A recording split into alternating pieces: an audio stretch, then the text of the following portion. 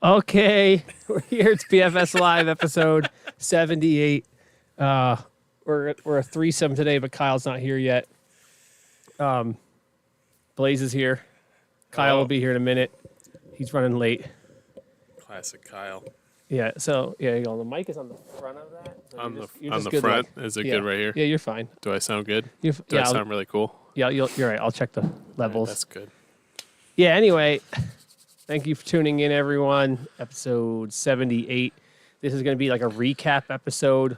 We're going to do some like news stuff and just talk about what stuff's going on. So that's why I got the BFS fam here. I'm on my GoPro. That's why I don't look quite as good. I think you look great, Dave. Thank you. Thank you. So Kyle's coming in. We'll switch up to 3 up on the screen here. Hey, real quick, can you move that heater closer to me? It's going to turn off if you go anywhere other than level. Yeah, no, it's got the tip sensor. Yeah. Like that? Oh, jeez. You guys are very unprofessional here. What did I do? Unprofessional. I was here on time. I haven't said anything insane yet. All right, so I gotta work on Kyle's screen over here. You're coming from the D70. Okay. All right, we're doing it. We're 3 up on the screen. 3 up on the screen. 3's a party.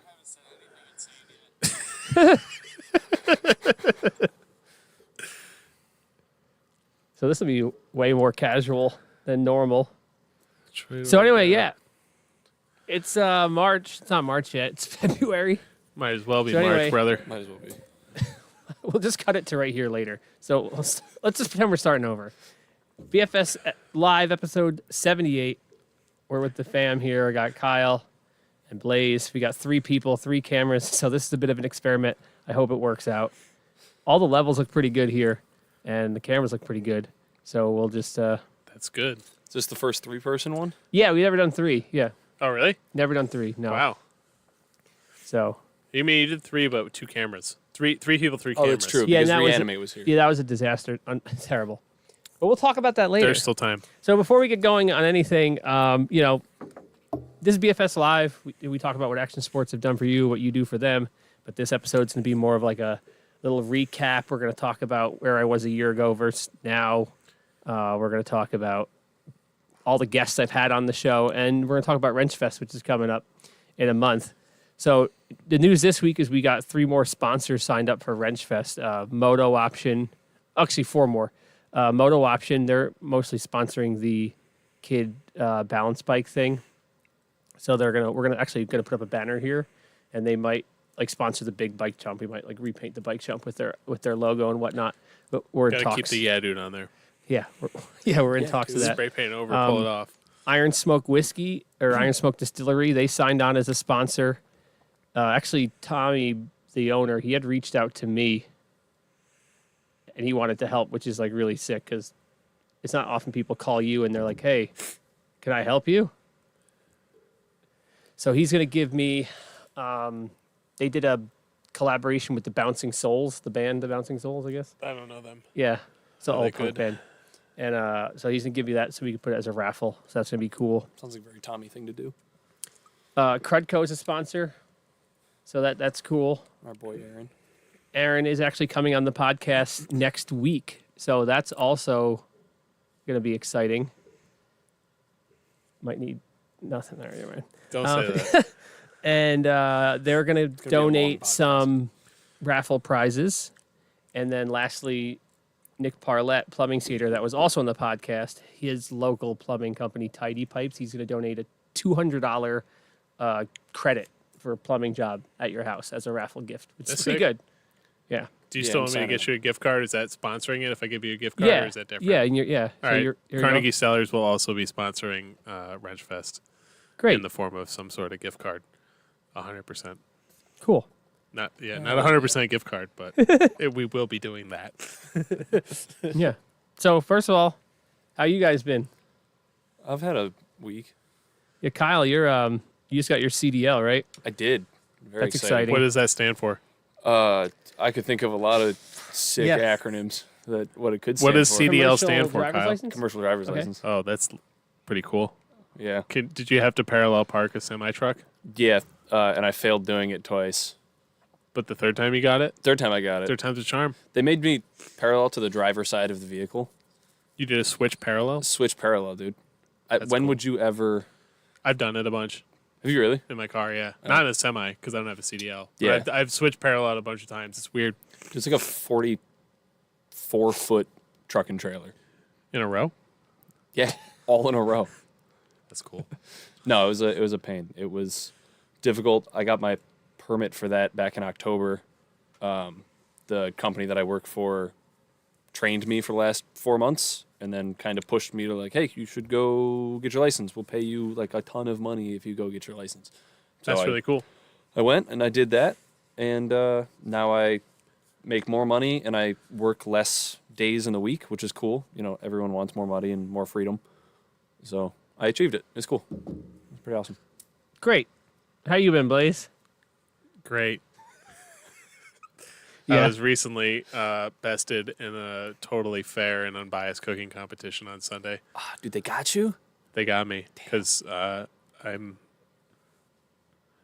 Well, no, I definitely lost fair and square. I don't think the judges liked me or were completely fair, but I definitely lost fair and square. I lost because I did an extra course, which was very good. I was very happy with all the food I put up, but the way the point scoring system works is well, it's not open source, so who knows why anything.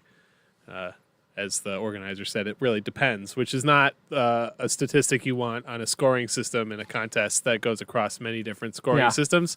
It shouldn't depend. It should be pretty fucking black. Sorry, this is part of why I lost, is I can't stop swearing, I guess. I mean, isn't everything judging kind of... Everything's super subjective, Yeah, especially food. It's Games, taste. Yeah. It's like, you know, I've had to remind myself a bunch of times this week, like how many times I've watched the X Games or F1 races and been like, well, F1's a little bit more black and white, but watched X Games and been like, man, that guy should have won. That was a way sicker run. But, you know, is what it is. I lost fair and square. But I'm great. I don't have a CDL. I should have one. That'd be I want a forklift license and a CDL. That'd be a cool thing. You don't have a forklift license? No, I work in a restaurant. I know. I don't know. Some people have had many random jobs throughout life that have given them that opportunity. And not a big enough restaurant to warrant a CDL, Dude, or a forklift license for that matter. I didn't even get my forklift license at the job where I use a forklift every single day. Allegedly. I got my forklift Allegedly. license at Kink. Oh, okay, sorry. That was I was like trying to save you. When we got the bowl from Cranks, the U-Haul people that took it over that let us get it and everything, they're like, oh, do you want to use the forklift truck? And they're like, any of you guys have a license? And Aaron was just like, yeah, I got it. Then we were just like, and I guess he must have had some experience with it because he was pretty good on it. Although he did almost kill me. With the forklift?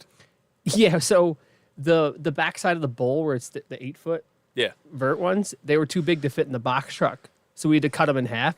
So I kind of like haphazardly with the circular saw just like cut it right in half. And he went underneath it and like kind of got up under the supports and like applied a little upward pressure. So as I cut it, it wouldn't be binding on the blade. And then he tried to give it a little more as I was doing it. And it like fell onto me with the circular saw in my hand. Like, and I'm like, ah! And luckily like, it didn't even hit me anywhere. It just like kind of fell around me. And I was like, oh. Live another day. Could have been way worse. Yeah. So anyway, I'm good. Thanks for asking. I was about to ask you, but you segued too fast. Yeah. Remember Segways? Oh, yeah. You remember didn't George Bush fall off a Segway? Yeah. Yeah. Paul Blart Mall Cop. ABD, He rode a Segway. Biden. Wait, no, backwards.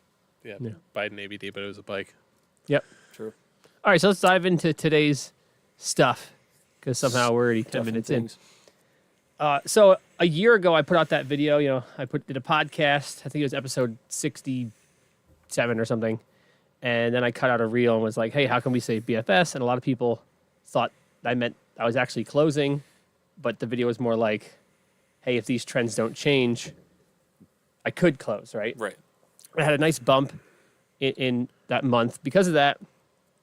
But I wanted to go back and be like, it's been a year, so let's see if anything has changed. So Let's see if I could. I set this up so I could change studio mode. So if you're watching on YouTube, oh, there you go. It worked.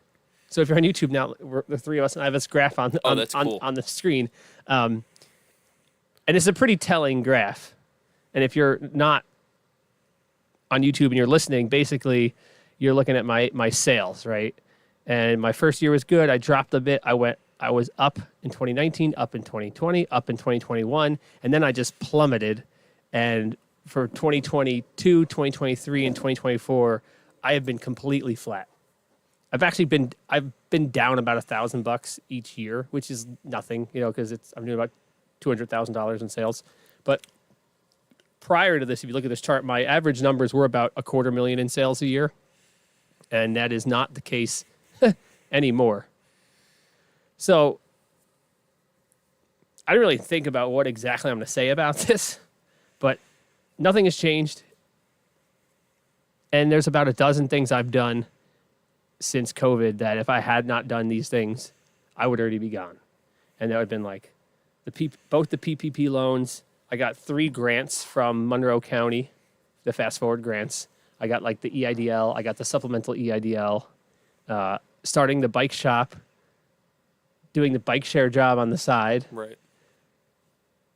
And then, there's plenty, as much as there's parts where you've made money or taken steps to increase the funds that come into the park, there's plenty of things that I know you've done to decrease the spending at the park. Oh yeah, I'm running so lean right now. My fire system has been broken, which if you listen to the podcast, you'll know because it started beeping in at least one episode. Oh yeah. And it might happen tonight. And I just got the quote. It's going to be $700 to fix it. And there actually was a fire company guy here looking at the sprinklers today. And I was like, oh, you with the other one? And he's like, no, what's your problem though? And he really nice guy. I forgot what the name of the company was. And he looked at my unit and my code and said, oh yeah, it's this. And the diagnosis was the same thing that the other company gave me. And he's like, the problem is they don't make these anymore. And the people that have them and are selling them know they don't make them anymore. She's like, so they're not cheap to begin with. I went online and I could buy a replacement unit and it's about $550, and then I have to do all the wiring, which is a little scary. To be clear, your fire system works, right? It's just like the code is it just puts a code out, right? No, so the thing that's wrong It's a with security system, right? Or fire? it's actually the fire. Oh, it's the fire one. So there's something. It's called a bell booster, right? So Sick name. Yeah, right. It'd be like a really sick nickname for like a local rider. Dude, that's the bell booster. Yeah. Or a jump. That's his signature trick. Or like, the bell booster. or like the end of the jump line, the bell booster.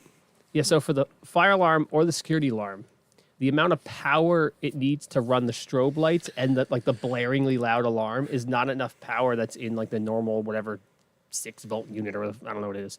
So the bell booster is just like a secondary panel that like up whatever is the electricity, so it puts out a higher output, so the strobe lights and the whatever can go off. So that's what's wrong. So if someone breaks in or there's a fire, it'll all go off. The thing just won't flash and there won't be an alarm sound. So it's a silent alarm now. I guess, yeah. So anyway, yeah, the quote was $700. It was like $550 for me to order it and try it myself, and I was like, oh, all right, whatever. Yeah. I mean, $200 and wiring sounds like a pretty fair deal. Yeah, and then if I screwed up, I have to call and be like, hey, Yes. I gotta try this myself. Yeah. But Wiring is scary. I jumped Camille's car backwards the other day. oh yeah, It was not very clear which was which. The positive was not labeled so at you're all. going fakey. Yeah, I did a fakey. I did a fakey jump start on the Equinox. I blew up a battery pack. Oh jeez, It was scary. It just like went very and, like, blaze. inflated. Yeah, very blaze maneuver. Car's fine. I thought I fried the ECU, but everything was fine. I fried an alternator doing that. Really? On a 73 Pontiac Ventura. Also sick name. Yeah. Ace I was like Ventura? 14. Yeah. I was like, yeah, no, I can jump this. No, I couldn't. It was a fun All right, yeah. So, like, I got rid of my recycling dumpster. I mean, last year when I said all the things I did, I haven't done more because there's like There's really not nothing much else else I could to do. You fired me. Yeah, did fire you. Well, you work for free, so. Yeah, I do. So Stevie. And then let's see. I got my taxes all done. So since I'm always open source transparency, like the numbers are right in this chart. I did like, it's been like 204, 204,000, 202,000, 201,000 are in my sales. Like remarkably even. And I did my taxes here. The business was actually in the profit $800, which is that's all right. That covers the box and then some. There you go. And 2 months of getting your recycling taken away. But the difference is the previous 2 years I brought home about like $18,000 in payroll. This year it was 12. So That's not a lot of yeah, it's not a no. lot of stakes. So you're looking, so basically between last year and this year, I took more than $5,000 less home, but my sales were about the same. So there's about $5,000 of either increased costs this year or other spending. Right. And I mean, I could probably dig to find out what that difference was. But also, the local disc golf community did a charity tournament for me this summer that gave the skate park $3,000. So put that in there. And again, every winter they do a doubles tournament that they pick 3 local families to help. And I was one of them. They like randomly like, hey, what's your PayPal? And they like sent me like, it was like $300 or something. I was like, oh, damn, okay. So it's crazy. Those people don't even come here and they help me out. But that's because I helped them out. But yeah, I don't know. Kind of is what it is. I have some other charts here I was going to show just because I actually used ChatGPT to make these. I literally asked it if I could, and it said yeah. And I just... Did you ask ChatGPT for consent? Yeah. I pasted in the numbers from my like forecast folder thing, Excel document I have, and it made me this. And I was like, can you show me this data another way? Let me see. Hold on. First of all, let's go. So this one here, this is month by month and by year. It's pretty fascinating. You can actually see in pink here on the chart the COVID year.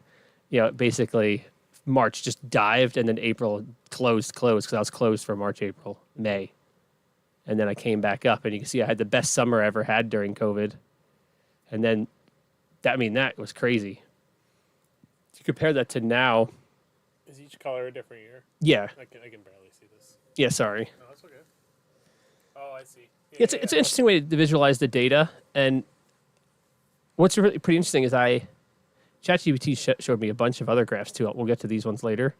But look at this graph. ChatGPT crunched numbers, gave me these graphs, and then I asked ChatGPT, what can you tell me based on these numbers? It's really good. It was I see you had a big drop off during COVID, like a lot of businesses, then you boomed. And he goes, the biggest trend I'm seeing in your sales numbers pre-COVID to post-COVID is in the fall. You used to have much better falls.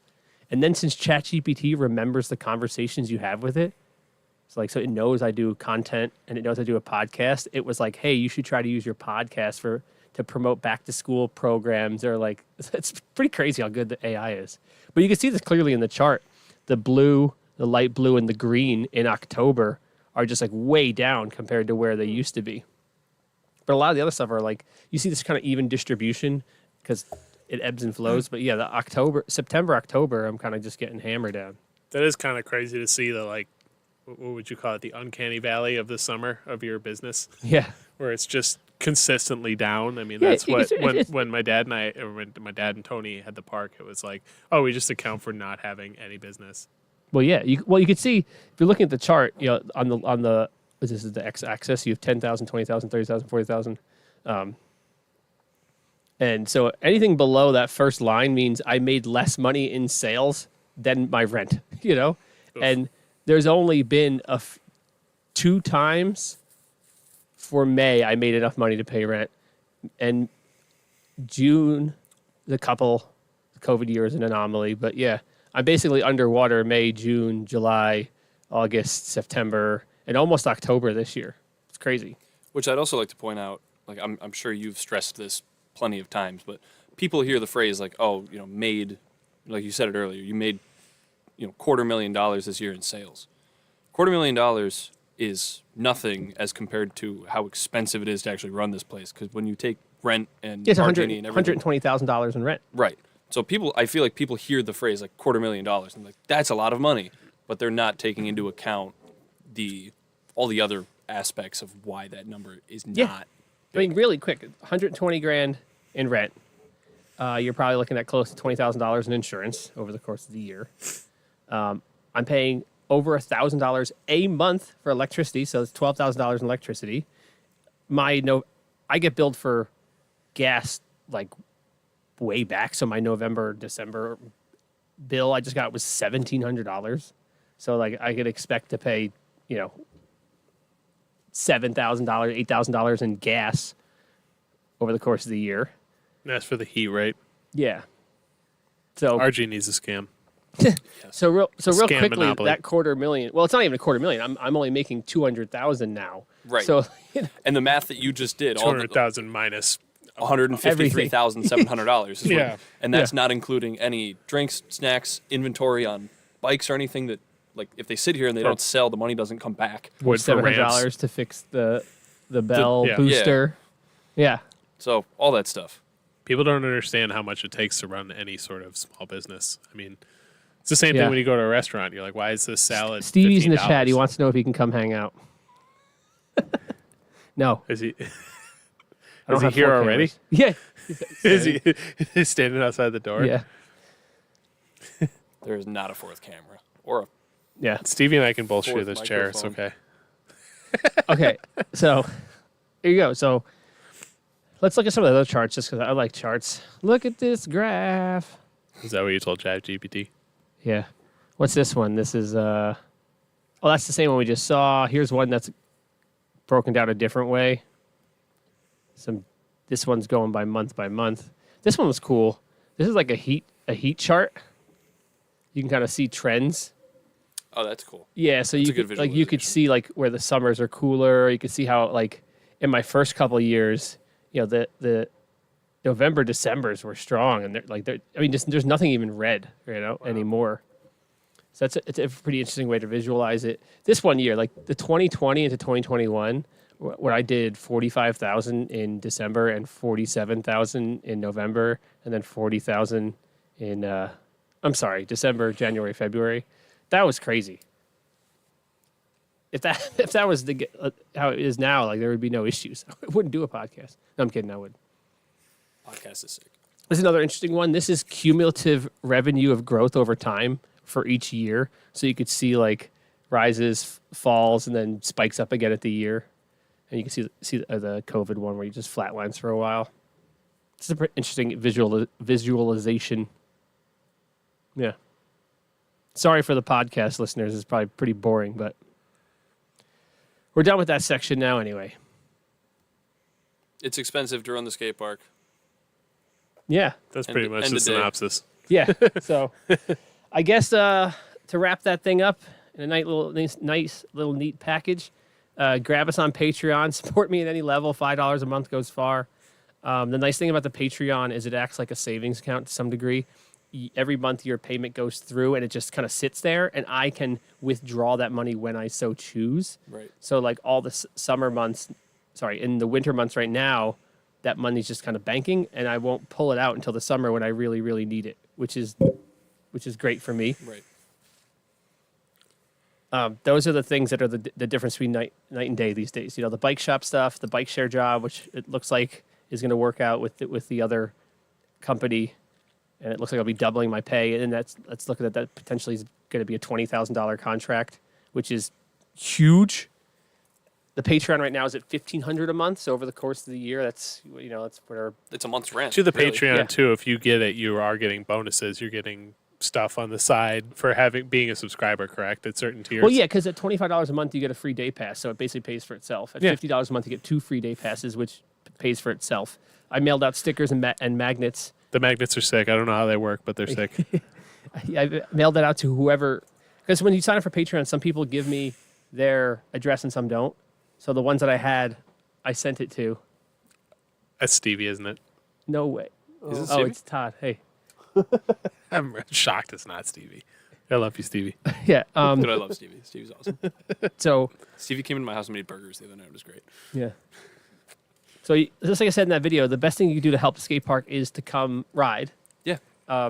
Share these videos, really help grow the brand. I'm hustling on social media thanks to Nick Parlett from that episode with all the TikTok stuff. I'm trying to grind. I'm doing pretty good on that stuff, getting the views up there. Get your friends to come and ride too. Yeah. Get your friends that, like, if you used to have a crew that you used to skate or ride or scooter with or rollerblade or whatever the hell, really, get your friends. Be like, yo, we haven't been to the skate park. It's a cool thing. I have my friend Mike Olin came in the other day. I saw he was here. He hasn't ridden in years. He's about to be a father of 2. He owns his own business.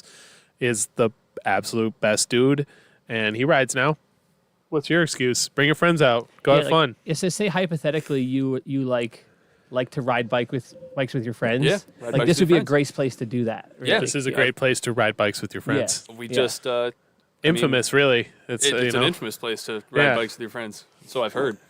No, I mean, if you've got friends from out of town, out of state, whatever, and they or in state, or next to your house, if or you at have your friends, job. if you have friend or family at this point, even if they're fake and like even if they're pretend family, like they're figments of your imagination, invite them. Come do things. Get your girlfriend's kid to ride skateboards, Yeah, yeah. even or if it's not your kid. Pat B in the chat, the Patreon link is not in the description of this video, but every previous podcast on the YouTube channel or in the podcast feed, the link to the Patreon is there. You could also get to it through the link in our Instagram bio, or you can get to it from our website, or you can just look up Breaking Free Skatepark on Patreon. You can start at $5 is the basic, or you can go all the way up to $150 a month, which is unlimited riding all the time and free shop labor. So I'll fix your stuff for free. Yeah, and How much is that a month? 150. oh, that's actually It's a solid deal. Yeah, so one If you ride all the time and you break your stuff and you ride really hard, that's a deal and a half. especially if you have multiple bikes. Like you're not a single discipline, biker. You're not pushing just it there. BMX. I'm just saying, like the idea the idea was parents drop their kids off to ride. For $80 a month you get weekdays. For $120 you get all the days, but for $150 it's all the days. And if your kid's scooter breaks, just hand it to me. okay. I I will understand the fix it. logic. And if there's a product that needs to be replaced, I'll install it. You can pay me later. It's kind of like an insurance policy for your kid's scooter or whatever. That was the idea behind it. That's a great idea. I mean, if you've spent any time in an indoor skate park, especially a lot of time, you see a lot of kids that spend all of their waking hours here if they're not at school or with their friends or other activities. And that's like, I can't even imagine from a parenting perspective, $150 and your kid gets to get all of that stuff for $150. Yeah. That's crazy. That's And a wild deal. I'm really trying to offer my Patreon supporters stuff every chance I can. Like the foam pit opened for 1 week for only Patreon supporters, and like Connor got on Patreon for 1 month at $5 just so he could ride the foam pit, and then canceled his membership, and that's fine because like whatever, you did it right. And that's on top of just coming in and paying for that session, right? When Element sends me the sample packets, it's free to my Patreon subscribers. Those 2 boxes, there's 200 sample packs in there. There's a lot of elements. There's a in lot here. of Element. So like if you're a Patreon subscriber, just ask me for Element. I'll give you a bunch. I'll give you a handful of packets. It's great, by the way. Yeah, not the is. seltzer, just the packets. Yeah, but all of it's really And good. the magnets. If you're on Patreon, you haven't grabbed your free BFS magnet, let me know. Send me your address. I'll mail it to you, or you could come grab one at the counter. I'll say 2 things, and I don't mean to segue with the second one, but the first one is I subscribe to the Patreon, and I always get the notification from like my Chase bank account. Yeah. It says like $10 Patreon, and I always freak out every month, like, why am I like what am I on Patreon for? And I click, I was like, oh, okay, all right, cool. Oh, it's I have a tendency to forget that I that I do it. Like it's there, and you get the benefits for it, and you don't really remember. You just kind of forget. It's in the back of your mind until it pops up, and you're like, oh, dude, I gotta Breaking Free. Yeah. The second thing that I was going to say is, and I don't mean to segue too early if we're not going here yet, but Wrench Fest is coming up. Is there special benefits at Wrench Fest for Patreon I was going to members? say that the VIP after party is open to Patreon subscribers. So yeah, that's going to be The VIP parties at BFS are great times. They are we very do, memorable. we do karaoke. That's really what it comes Karaoke's a down good to. time. I hear Yeah. I hear there's a DJ present. Multiple. Yeah. So yeah. Well, that's it. Well, it's open. So Troy, DJ Coping Wax, and DJ Zip Drive Zippy, Yeah. friend of the podcast, are both going to do an hour-long Great set. DJ names. Yeah, and I then was gonna say, DJ Coping Wax is Stevie actually pretty sick. is going to do his set. Probably half hour-ish is what I'm thinking. We'll see how then he's thinking. There's some other live music too, right? Yeah. The Indie Some other Brothers are playing. It'd be really cool if I can get them. I gotta go to the bathroom. Sorry. Cool. I'll be right back. It'd be really cool if I can get the Indie Brothers to come on the show and then play a couple songs. That'd be epic. Blaze, if there's a cup out there, that'd be sick. A cup. You're gonna pee in a cup. Oh, you're just gonna get a drink. What did you do to the door? Apparently, he doesn't know how doors or magnets work. What's going on here? He's doing repairing the floor. Really? Yeah. That's cool. Yeah. Todd, this guy. Earlier, if you saw, we got distracted for a second. Todd's here. He's a random dude. I don't know who he is. He showed up one day. Well, I know who he is now. He showed up one day, and he wanted to. He came and rode, and had a good time, gave me a good Google review, and then messaged me, and he's like, "I watched your video. I want to help. What can I do?" And he lives here in Ohio, and basically he's like, whenever I'm in town, I'll help you out. And he's in town this week, so he's been here every day, and he's trying out different types of floor patch and Bondo to see because we want to fix the floor, bad spots in the floor. And he asked if he can come in one night after I'm closed. And I was like, well, I'll be here doing the podcast on Thursday. So he's here, he's mixing the stuff and filling the holes, and then he's wire wheeling it down smooth. He's a skateboarder, so he wants it to be smooth. Of course. So it's pretty cool. Super nice guy. He had me on Patreon at the $150 for a while. He broke his elbow, so he went money got a little bit tighter. So he's not doing that now. But that's honestly better than giving me $20 a month, $100 a month on Patreon. He shows up and he comes in, he starts sweeping, he takes out the garbage. He's like, "What can I do for you?" It's Right. Awesome. Your time is a lot of times is just as valuable, if not more than money. It's coming here and helping and supporting and is sick. It's a way to show the appreciation. If you don't have the $5, $10, $20, $50 to put towards a Patreon, come give a hand. Yeah. It's sick seeing like the village of people who are helping so much right now with pretty much everything BFS. Yeah, for sure. I think that's pretty much it for the first half of the podcast. Thanks, about dude. what we've done and the growth we've had this year. I'm very bullish on it. For the last year, I've been not so bullish. I've been pretty, I wouldn't say pessimistic, but I've been like, it can't if things keep going this way, I can't keep doing this, right? Right. I'm willing to work my butt off for like next to nothing to keep the park open, but at a certain point, like I have to make enough to pay my bills at home. Yeah. And I don't spend a lot of money to begin with, and even despite having the baby, like my wife and I, we kill it by not spending money. Which is also the sickest child in the world. I by mean, the way. as a third party, Dave is the most frugal person and utilitarian and frugal person I think I've ever met. Yeah. Frugal's a compliment. Yeah, I mean, truly, like the numbers you tell me that you live on with your wife and child and house, like you do things, you make sacrifices for this place that I think very, very, very few people would ever understand or would ever do beyond that. So, Well, I don't want to go into the whole talk about money. I talk about money all the time. It's like you can control money, and you can only control money in to a certain degree, Yeah. but you can really control money out. I have one subscription service. You want to guess what it is? Strava.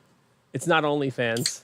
Oh. is Did I it subscribe to you on Strava's a there? good guess. You know what? I do have Strava, So it's two. So it's two. so it is too. Is it? I know you don't. I know you don't it's pay for three because it's Spotify or I've Pandora. UDisc Nope. as well, but yeah, it's the Disc Golf Network. That's the Oh, only one. DGN. I don't have anything else. I don't have any subscription services. We took away our TV at home, and even when I watch TV, I only watch YouTube. And now I literally I leave here and I bring my laptop home, and sometimes I work a little bit before I go to bed. Dave doesn't even come into the restaurant that I work at to eat. He doesn't even spend money on that. I mean, it doesn't work with my schedule. Otherwise, I would be there. No, you In the wouldn't. morning, You I'm have money. watching the baby, Yeah. and I'm got my laptop, and I'm trying to edit some videos or send some emails. And she's pretty good now. She's almost 11 months, and she just kind of plays on her own, and it's pretty self-sufficient. So, but I'm literally always working. And then I get today, kids are on break, so my wife's son is with me and Alice. So I had to truck them around to whatever I'm doing, and I open up here and I have them, and I'm like, I can't hold the baby and run the skate park and do anything, so I'm stuck kind of not doing much until later in the day. Then there's customers here, and like today's the first day I haven't put out a video in I don't know how long. A month, 2. Yeah. And I was editing one, but I'm working on a video that's actually fairly complex. Although it seems like it might not be a fruitful endeavor, because I just did that scooter build video and I got terrible engagements. And I don't know if that's because it's a scooter, but it was. I personally didn't watch it because it was a scooter. Okay, well there you go. It's the same idea. I was like, oh, cool, a bike building video, and then I saw it was a scooter, and I didn't watch it. This guy's a Well, fan. But that's just me. Like, I'm also like, I work during the day, but I'm just just didn't trying watch it. different things, as Nick said in the podcast. I'm trying this and trying that and see what works. Nick dropped a lot of gems in that podcast. A Oh, lot of it's so good. There's Dude, so hold on. Do you much follow to him? take. excellent podcast. I think I do. Yeah. Okay, so he was just at Which- another. which skateboarding plumber or Yeah. yeah. So after the podcast, like 3 days later, he was in Vegas for a trade show. Then he gets home. He's home for a couple of days. Then he's out. Rigid opened a new facility to make some plumbing specific tool. They fly him there to do content with there, right? And then this week he's at another trade show. And they have posters of him, right? He posts this video and he's like, "Look at this. Here's the Rigid booth, and it's got to be like a 20 by 20 banner of all these people. These like man's men holding tools, and here's him with this freaking I don't know what it is, pipe fitting fitter, and he turns into the other, and here's like a 10 by 10 banner at Oatly of him like looking all tough, like I glue pipes together. Yeah. I was like, God damn, Very sick. he's famous. Guy made it. It's crazy. Hard work. Yeah, but he hustles, dude. He hustles. He does not mess around. He does it. It's funny for a second. Like it was like you're giving me the hype man thing. I'm like, yeah, he hustles. Yeah, he hustles. I've been hanging around Stevie Yeah, a lot. he's the man. Yeah, he's the man. Yeah, but dude, he's got 2 kids. He runs his own business. He's doing he's making. That guy showed me the money he's making on like Facebook and TikTok, and he's running. He has like 3 different Facebook accounts because there's like. It's like, dude, it's crazy. He hustles. Yeah. And then the other secret account he runs, I'm not allowed to say what the name of it is, but you know it. You all know it. So, He does it. He's doing it. yeah. And He's he doing the rips on a thing. skateboard. Very talented skateboarder. Dude, I've seen him here. He's nuts. Very nice guy, too. That's probably Just the thing. all around good dude, too, which is, like, I think one of the best points out of all that. Like, Yes. he does all this stuff. Like, I don't know Nick all that well, but I feel like he's a really good dude. Yes. Like, Everything that I've heard Yeah. and seen, he's awesome. Well, he's one of the people that showed up. Yeah. Yeah. He showed up. Like, when we were building the skate park, I didn't know who he was. He just showed up and helped. And kept showing up, not just showed up. Like, Yep. kept showing up and doing the thing. Is, with him, with being a father of 2 and running the businesses, the thing that's he's probably sacrificed the most is the skating. I like never see him skate anymore because he's just hustling. But the way he is, I bet you once things simmer down, I bet you he's got goals in his head. I hit this number, hit that number. He's probably going to chill out and just start riding again and like enjoying it. Do you think people ask, did you used to skate with Nick back when Nick used to skate? Yeah. Dude, that story, it's funny. On the second half of the podcast, we're going to talk about each of these episodes, but that story about when they climbed through the HVAC vent into Scuffs to ride it after they closed was the coolest skate park story I think I've ever heard. That was a really cool one. Unbelievable. I wish I had stories to tell like that, Crazy. but I can't fit a 20-inch. It's such a weird thing to sneak into a place and do something like skateboard or BMX because it's inherently so very loud. Yes. Yes. Cha-ching, cha-ching, Like cha-ching. John and I went to that. It was a full pipe in a reservoir in Colorado, and we were like whispering to each other. But I have like super squeaky brakes, and I have like a crazy profile hub that's super loud, and it's like not quiet to ride that at all. Dude, you have so many cool like BMX stories from that trip you took. Yo, shout out. You've shown me so many videos. And Shout stuff. out Patrick Bailey, who just subscribed on Patreon for $25 12 Hell yeah, minutes ago. Patrick Bailey. Let's go. You're my dude. Hold on. Orangey. Drink one for you. Pretty sure Oh, we're Pat's being sober. I hope he's a. We're being open about that. Pretty one? sure he's sober. That's orangey. Who? Isn't that orangey? Who's orangey? Patrick Bailey, who was you were talking. He's the remember the other day he was at the. We were sitting over there and he works for the government, and I was like, he's a cop. As a joke, he's not a cop. He works for the. Parks Department. No. He's a OG dude from Extremes that like was a formative dude in my years. I always looked up to Orangey. We called him Orangey because he had an orange bike. It was him and Bloodbath, John McGrath. I feel like Dude, I cannot keep. I am just so inundated with stuff, and I work so hard. My brain is like, you have an old computer. Yeah. It's thinking it's going. That's like my brain is an old hard drive. Half the time I'm trying to think of anything. Oh, I'm aware. He wrote it. Got it. RNG in for 25. That's what he wrote. Yeah, So you okay, can see good. it. Oh, he changed his Instagram to Orangey. That's amazing. Let me see. It's Orangey. Oh, That guy. him. Yeah, nice. He's Yeah. old. I mean, my age, a little older than me. God, well, shout out to you. He looks young. Yeah, I would have guessed he was like 27, yeah, definitely 26, Patrick, 27. 25. Orangey's the man, Patrick. It's like when people say Mike, and I'm like, you mean Redbeard? Oh, yeah, he was here yesterday. Yeah. Back-to-back bike nights with the newborn. He's Verhulst is here. Wow. Yeah. Well, I mean, that's two bike Verhulsts nights have been good. Well, I mean, Mike is an honorary Verhulst now, Yeah. so I mean that's awesome. I wish I could have been here for that. I wanted to come out for Mike and both Mikes, Mike Olin and Mike Carnreich. Dude, bike night. Oh, Pat's 33, so not far off. God, you made it sound like he was like 40. I mean, I was like 12 around Extremes days, and Orangey and Bloodbath were way older than me, and like Well, how old are you now? 28?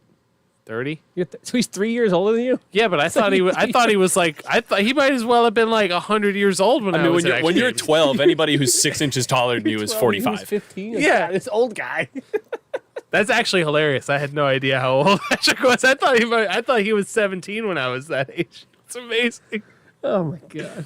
One time, Danny Bovey, I think it might have been Orangey and Bloodbath, but it was definitely mostly Danny Bovey and Bloodbath, like, chased me around Extremes and, like hog-tied me and, like, left me on a quarter pipe somewhere. Oh, my God. Dude, could you imagine that happening here? Some kid Yes. yelling, and Dave turns around from the counter, just looking There's at just some kid tied up on a on a half pipe. just like hanging from the railing. All right, well, let's segue into Yeah, our, sorry, I'll our stop derailing halfway this. point here. Halfway point. We're going to talk about our 2 cents. Normally, we do the thing where I give you 2 options, but we got 2 people, so. So do we each get 4 an option? options? We got a No. Rochambeau. I just want to talk. I don't know if you guys saw this, but there's been this rumor going around, and who knows if this is true or not, because this is how the world is. But there's this rumor that Trump is like, oh, maybe we're going to take, we're going to give Doge money back, a percentage of it. I heard right? about this, yeah. So Saw that. this idea is like maybe we're going to give every American $5,000. Do you want to talk about that? I'd love to. Yeah. Correct Yeah. me if I'm wrong, quick, because I keep seeing Doge. It's Department of Government Efficiency, right? Yes. Okay, I'm just making sure. Because I kept seeing the acronym, and my brain just defaulted back to the Led by an cryptocurrency that we unelected all billionaire. like pump and dumped, that cryptocurrency, and I'm like, what are we doing with I that never now had in the Doge. government? No? Did I made a bunch of money off of Doge? I have Shiba Inu, but not Doge. We're not talking about crypto now. No, Yeah, we're talking sorry. about the Department. The Department of Government I Efficiency. want to break this down into like a couple sections to how we talk about this. Okay. One would be just like, is that generally a good idea? The second one will be, how do you think this would play out to the people that dislike Trump, Doge, Elon? Right. And the third one will be like whatever. So I don't know. We'll get. I'll figure out the Third one later. would be Third one's whatever. what would you do with that with whatever Sure. money? I mean, Yeah, okay, that's great. Yeah. So first of all, do you think it's a good idea? if the math works, that's pretty sick. I mean, they were able to give everybody $500 and $800, whatever it was during COVID. We just Dude, I think there was a everyone- $1,200 Wait, one hold on, too hold up there. Let me Peter Robinson set the stage here a little bit, okay? This money, No one's gonna get that, by the way. no. First of all, this is our taxpayer money which has been misused that we would just be getting back. So it's kind of like you're not getting money, but you are getting money. But my point is that money can go back to offset the government debt and the interest payments on the debt. Or that money, I think that the 5,000 would be 20%. I think they said I'd be pulling that out of thin air. But so the question is you think it's a good idea? Which is a better idea, that they would just take that money and the government keeps it to offset the debt? Or do you think it's a better idea to give that money back to the people? And if it is a good idea to give the money to the people, why is that a good idea? I feel like this should be a thing that should happen in a longer period of time, where if you're going to really root out all of the corruption that is rampant in the government and shore up all these loose ends that make absolutely no sense, you should wait until it's totally done and figure out how much money you really have and how much money we still really owe as a country and delegate that as such. If you have all that money, what do you, like, is it actually that much money? Can we actually give everyone $5,000? So you think it's a good idea, but they might be jumping the gun on it a little bit. Yeah, I mean, it's obviously a great political move. Like, it's really hard to be on your iPhone that's made by slaves and like tell people they're bad when you get $5,000 from the guy that you hate. Right. I mean, it's a great political move. I think it's great for people because then, it's your money effectively. I think you tweeted something or said something like that. Like almost nearly every single dollar that the government has is ours effectively. They generate some revenue, but it's almost entirely from tax money. So if it's our money, we should have it back and be able to spend it wherever we want. All these people on Instagram being activists telling us that it should go this and that and where it should go. You should have that money. You should be able to put it where you want. Right. Everyone on social media has an opinion as to where the money should go or what they should do with it or what the government should do with it. And if you just put it back in the hands of the people, they can make that decision for themselves and decide what they want to do with that money and spend it at BFS. Yeah, everyone should get their $5,000 and bring it to Dave. Yeah. Well, join the Patreon $5,000 tier. I have 3 points here. One is if you cut spending on a project, like in most cases, you're not getting. It's not like, okay, we closed this program and we were going to give them. This is the budget they would have had, right? Right. You're not like getting that money. It's just you're just not spending that money. Yeah. So that's not the same as like we folded this 4-letter agency and then they gave us $40 billion. Now we're going to give it to you. It's like we were giving you this money and now we're not. So it's not like you're creating the money.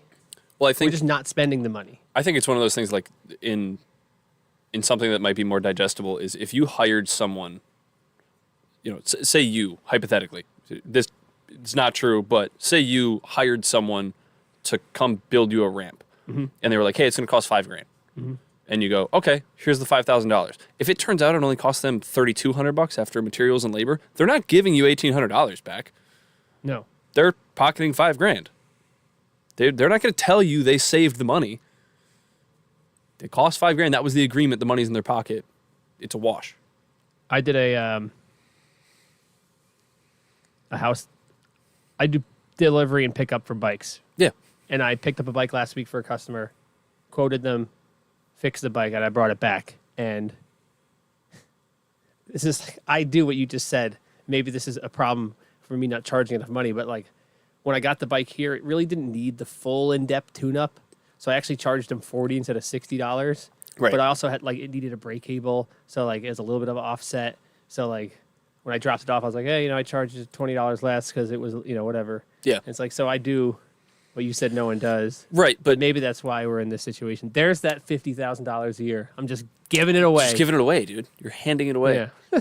Dude, I was with my dad once, told the story. I don't want to get off on a tangent here, but my dad hired the local Amish to our cabin that we have to go and build him a shed. Okay. He was like, I don't want to build the shed. Here's I forgot how much he gave me. He gave him a couple $1,000s. He came back 2 weeks later. Shed was built. And he was like, all right, I'm going to go give them the rest of the money that I owe them. And he shows up and they're like, no, you're good. Actually, we owe you money. And they gave my dad back a couple $100s because they saved on material and they didn't use as much labor as they intended to. It didn't take them as long and whatever. So it's just very rare, few and far between that things like that happen. And on a government level, I don't think that would happen. I don't think the government would be like, course not. yo, by the way, we saved a bunch of money, so here's it back. Well, I mean, that's the highway tolls in a nutshell. They're like, well, we're gonna toll you to pay for the highways, And then 10, 20 years after the highways are built, we're still going to toll you, and we're going to rack the prices up way more, and the roads are going to be worse. Yeah, and we're not going to fix anything. I've traveled around the country a bunch. It is a noticeable difference at how terrible the New York State roads are and how much worse they are, which is pretty remarkable. Like, you go out west, and there's I'm sure there's some argument for why it is, but like, you go out west, you go out to Colorado, and those those roads are better. And because there's nobody fucking driving them. That's true. That's true. That's what I'm saying. There's definitely an argument. Like, salt there's and no one driving it, significantly less people. Well, the salt thing is like, do we need salt? Other states don't use salt. We just use salt because New York State's on a salt mine, right? Yeah. So I mean, Well, there's anyway, an let's go back argument to for Doge here. Doge. Oh, Yeah. that's true. Yeah, we got off. Yeah. What was the second point? Where So- are we at? Where are we at? What's going on? If we're Jesus Christ. It smells so bad. if we're I spending was trying to ignore it. I can't, dude. I'm dying. if we're It's the Department of Governmental yeah, if we're spending Environmental in this more room, money dude. than we take in taxes, right? Yeah. We're offsetting that by essentially just printing money, right? Right. Which is inflation. So if we're cutting back some spending, but then just giving it to people, there's still it's That's the still same spending, still right? inflationary, right? The pro argument for this would be that, just like in COVID, it would be stimulus. So if you gave everyone $5,000, it would be crazy to stimulate the economy for a brief period of time. And that brings me to my last point there, is that our debt and deficit is so big, you can't cut your way out of this. You have to grow out of this. So the cutting helps, but simultaneously, the economy needs to boom if we want to get rid of a $1 trillion deficit here. So do you think that cutting all of that waste in a way that gives us each and every American $5,000 would help boom the economy for the like whatever slim percentage of all those people that would like start a business and grow it and invest that money into the economy and allow more money to grow? Or do you think it'll be more like COVID where everyone's like, oh, I'm going to buy the sickest Xbox and like rims for my Jetta? There's some recent statistics on how much credit card debt people have in America, and it's skyrocketed since COVID. So I mentioned a lot of that would probably pay that down. Does that help the overall, like the GDP for America, or is that a separate thing? No, the GDP's production of gross domestic product. Yeah, but like, does that help our debt at all? Paying off credit card debt? Well, it would as do, every like I American? said, they're well aware that we have to grow out of this problem. So $5,000 each person would be a huge stimulus. So it would I mean, like, that's a significant amount of money. That's Yeah, it's like crazy. life-changing Yes. money for most people. yeah. Like, truly, that's like, oh, I wanted to go do this thing, or I need a car, or I need to fix my car, or I need to buy a house, or put a down payment down, or I need 6 months of rent for some people. Yeah, dude, that's 5 months of my rent. Yeah, That's that's like no joke atrocious. money. That's serious. Yeah, it's So like, almost my whole year mortgage. yeah, I mean, at that amount of money, does it really matter how good it is for the country? I mean, is it so good for every person in that moment, in that long-term time, that is it like better? Does that? Sorry, you made a face. I was like, no, because Austin. Well, Stevie just said y'all spitting, and Austin Scammell said awesome dad to have, and that's why I was confused. At that oh, okay. statement. But I mean, like, if every American had $5,000, Yeah. would that raise the already high standard of living that Americans enjoy? Albeit, like, the slums in America are far and away beyond the slums in most of the rest of the world. If $5,000 on I top don't of know if everybody- that's true, but you don't think so? I thought I've always repeated the there's statistics that our poverty is significantly better than the rest of the world. Like, Well, I there's- mean, our poorest people are fat and lazy. yeah. Well, we look really poor with relative inequality because the richest people here are so unbelievably rich. But if you live in a country where everyone's poor Yeah, Like the the differences are poorest different. poor could be like living on 50 cents a day and starving and like homeless. Like when I was in Honduras, helping orphans because I'm a good guy. There's these people living in like shacks made of like literal like garbage. Yeah. This piece of wood, that piece of sheet metal, like clearly no electric power, no water, no nothing. And I saw that and I was like, holy shit! Like that's like the people that have it. Even the people that have like the absolute worst in America. There's shelters you can go to.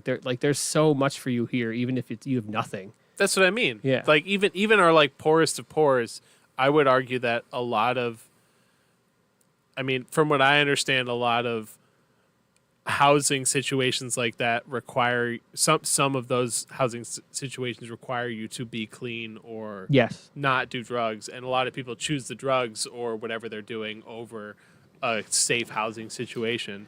Yes, the issue of And that mental like health and that is that is a thing that people just choose to do and yeah. but like even with those things, I think a lot of those people live better than some of the poor people. Yeah, okay. The vast majority of poor people in the world. I misinterpreted what you said. I thought you were making an argument the other direction. Oh no, I think Okay, our poor people have it far better than the poorest people in the world, for sure. What I think would be better than to just give people $5,000 would be to apply a $5,000 tax credit to everyone next year that are making under $100,000 or something like that. Like Yeah. the people at the top don't need that money. No. Even if you're making $100,000 a year, and obviously that has to be relative. If you have two parents and three kids, $100,000 doesn't go very far. So obviously they have to hash this out in the tax law or whatever. But I think if and this is like Milton Friedman had like almost like a UBI concept, which would be a negative tax, what do you call it? Negative income tax, where like there's your taxable amount, but once you're below the taxable amount, you get that money just given to you. Right. Right. So if the taxable number is $20,000, at $20,000 you pay no tax. But if you made 10, the government gives you 10 to get you to 20. So it could almost be something like that, or like whatever, you just get that money, period, or taxed back or whatever. I think that's a way better way to do it. Right. My concern is, and we're talking about, all these people have credit card debt or just debt over car payments or homes or whatever it may be. The vast majority of Americans are in incredible amounts of debt. If you gave them $5,000 and they did put it towards that debt, what are the chances that in 6 months they're not just another $5,000 in the hole? People don't. I have a tendency to believe, and correct me if I'm wrong, but I have a tendency to believe that a lot of things don't change and people don't learn from their mistakes. Yeah. And that may just be me, being ignorant, but, I know a lot of people, I know personally a lot of people that if they were in $10,000 of debt and I gave them $10,000, if I checked back in on them in 6 months, they'd be back in $10,000 of debt. How much does it help and how much does it enable? Well, the thing about giving everyone money is that everyone will spend it different ways. So it would stimulate the economy across the board. It's not like everyone's going to do the same thing with it. Right. And one of the good things about giving everyone money is that people who already have money and don't need that extra money are just going to put it into their investments, which stimulates the stock market, which then helps everyone because everyone that has any retirement money, it's in the stock market. So it helps everybody in the end. Right. So that's like the argument for giving everyone the money, not just people that are, under a certain income bracket. But like Trump's talking about, there's been all these rumors like, oh, let's get rid of income tax. It's like, well, maybe instead of like giving us this money that's still going to contribute to inflation, you give it back to people as a tax credit. Maybe enough tax credit to where people below $100,000 just aren't paying income tax anymore. Right? Like, I don't know. It's complicated, obviously. There's a lot of if, ands, Yeah. or buts to that. A lot of gray So anyway, area. how do you think that would play out? Like I'm picturing all these people, these Trump derangement people, the Elon derangement people, the never Trumpers. Like, how many of those? What percentage of people do you think change their mind when all of a sudden There's $5,000 in their bank Daddy account. Trump sends them a fat? Well, a fat bill. there's $3,200 in their bank account because a lot of those people don't have a lot of money. Yeah, Because I that's don't why know. they're upset and they like for sure. Like stuff's been tough, and they're upset, and that's an easy pariah to be upset about. Yeah. I mean, money talks. I think a lot of moderates would be like, all right, I'm cool with this now. But there's definitely a lot of diehards that are like, even that $5,000, they'd gladly take it, but they're still like, I don't like him. Yeah. That's I mean, kind of what I was saying. That like, I mean, you drop $5,000 into everyone's bank account, you're gonna hate that politician less. Yeah, right. It's Yeah. gonna help. It's gonna It doesn't help matter how much equalize a you- lot of people. Like, because right now I see this like really defined split, like in my timeline, and like all these statistics, all these people talking. Like it's people are upset, and some people are really excited that Trump got elected. Some people are really, really, really upset, and that's all they talk about. That's all they do on the internet is just be bummed out about stuff Trump does all the time. And I feel like you said, what'd you say, 20-30% of those probably going to be like, oh, sick, he gave me $5,000. Do you think Things if those aren't so people bad were, right now. Do you think if those people were Bills fans, they would be less upset because they'd be used to losing by now? Yeah, probably. Yeah. A lot of those people don't like sports. Is Trump like the Josh Allen like of sports. politics? Yeah, but he wins. Yeah. That too. That too. God, that's so funny. Unfortunately. Oh my God. That's so good. But he wins. He wins. Yeah, look, it would be cool to play out the simulation to see how that would play out with public opinion. Trump's numbers with youth are looking really good. His approval rating with the youth is like higher than ever, like 55% or something like that. It's like really good. Like votable youth or youth? I don't remember how it was defined, but on college campuses, his approval rating is like skyrocketing. It's pretty crazy. Like we're definitely living through some sort of I don't know if revolution is the right word, but like there's been a huge political realignment, and like, things are very different now than they were the first time he got into the office. It's interesting for sure to sit back and kind of watch. I have two questions. One, can you hand me a soda from my beverage bag? And two, could you how do you when Trump's second term is over Yeah. and there's no more Trump? Whoa, he's a dictator. He's not. Gonna leave office. I But forget. let's say hypothetically. Hypothetically. Okay. Say he just leaves. Yeah, say he just Why up would and he? wants to not do this anymore. Okay. How do you think that's going to affect not only conservative politics, but just government as a whole? Because I think that Trump is very, very. I think he's very glorified. I think he's one of the more glorified Republican politicians that we've had in many, many years. And now, granted, I'm only 23, so maybe I think I've missed out on a lot of politics. But when we go back to a normal, governor from whatever state who ends up running and wins or maybe loses, like, what's that going to look like when he's not this superhero of a Well, of I a don't person in think we people's get. eyes? I don't think we get randos anymore. I think this is the last. This was the last like pre-internet election where everyone's going to do long form podcasts, and we're going to know about these candidates far more than we did before. You are correct. This election was a watershed moment, like when Nixon debated JFK, and he was sweating and nervous, and you could see it. And JFK was cool as a cucumber. It was the first televised presidential debate, and he got the floor mopped with him because JFK looked great. Yeah. That just happened. Then every election after this is going to be long format. Trump went on the podcast and he won. Kamala did none of that. Now it's the president, pun intended, has been set that next time around, every candidate has to do long format. And there has been so many politicians through my adult life that there's no freaking way they're sitting down for a 2 or 3 hour conversation. No way. Kamala wasn't doing that. Hillary's not going to do that. Bernie Sanders would do it for sure. He did do it. He did. great. He was on Rogan. Yes, and I I was- RFK I was repeatedly all did it. about Bernie. I was a Bernie bro as well. You see these people talk for hours and hours and hours and get questioned and pushed back on from unconventional media, and you find out more of what you think these people would be like in day-to-day life and what they're really like. I think having people on these long format, media is to the youth, and this is probably the reason why Trump is doing so well with youth, is so much more digestible. I would rather sit down. It's humanizing. It is. It's very humanizing. I'd rather sit down and watch, whoever talk to Rogan or whoever's podcast on whatever side of the line here. Theo, Chris Williamson, Right, like any of those podcasts. guys. Yeah. Like, I would rather sit down and listen to that than have to sit at the TV and watch like 5 politicians debate each other back and forth. It's With ad breaks sponsored by giant pharmaceutical companies. exactly. So, first of all, I want to say to the beginning of your statement, Trump's not conservative. Okay.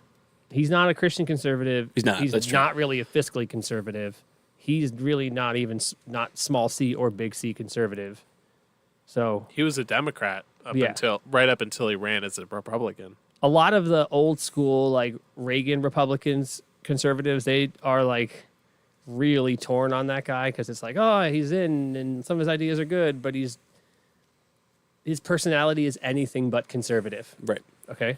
The second thing you talk about Trump being glorified, dude, the freaking fist up in the air with the blood in his face after getting shot, like he's not glorified. Like that's like love him or hate him, but that was a moment of glory. Like Yeah. there are very few people out there that when that stuff happens, you're gonna stand back up and like throw your fist in the air, right, and not cower down and hide. That is unbelievable. Like normal people don't do that. And I say this over and over again that like people that want to be president aren't normal people. You're never going to get normal people. All the presidents that like change the world, these people by definition have to be narcissists. Like they have to think, yeah, I'm going to be the guy that's going to make the decisions for world wars and the nuclear arsenal. I'm that guy. Like, Right, those like you people have to be crazy. so in your head to wake up every morning and go, I'm going to run the free world today. I mean, you go through high school and any schooling and see the pictures of presidents before and after when they go in and out of office, Yeah. and like they age 1,000 years in those Also, years. 8 years is a long time.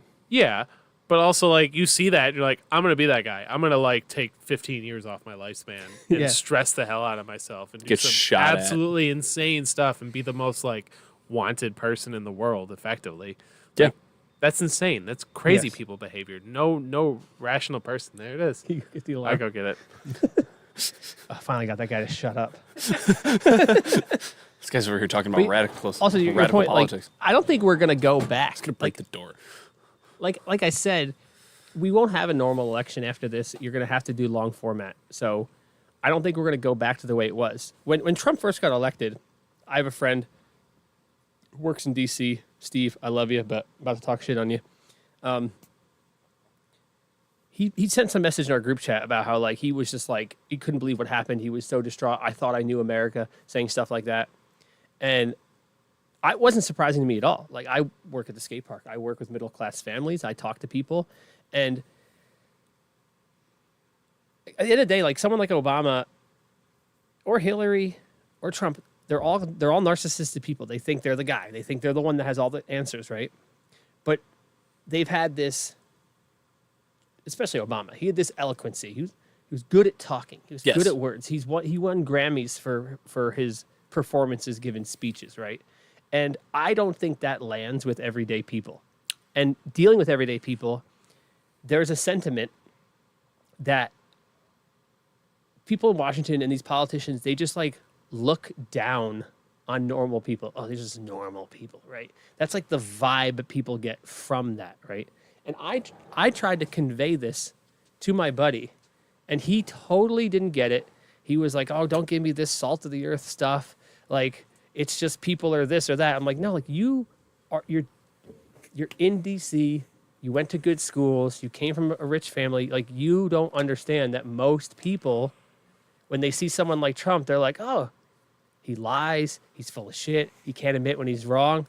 That's how He's most human. people are. To where Obama's like, I never did this. I never did that. There, people. There's a whole thing that there's this trope that the biggest controversy or scandal in Obama's presidency when he wore the tan suit.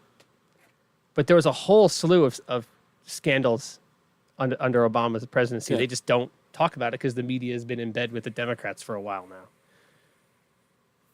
So They always say the cleanest comedians are the most messed up in the head. Yeah. Similar thing. Stevie Right. just said, "I'm at the door, Blaze. Let me in." No, he's not. I just sat down. No. So, yeah, $5,000 payment. I'd take it. Although I think it'd be better if it was given out as a tax credit. And Isn't that effectively the same thing, though? no, I think psychologically, But effectively, psychologically, it's different. Effectively, it's the same thing. Effectively, $5,000 is If you look at $5,000. your end of year finances, you get $5,000 less that you paid in taxes versus someone puts $5,000 in your bank account. it would play out differently because people. I agree with depending you. on how much you claim 0 or 1 or 2 on your taxes. Yeah. And the way it would affect different people, they would certainly pay out way less money.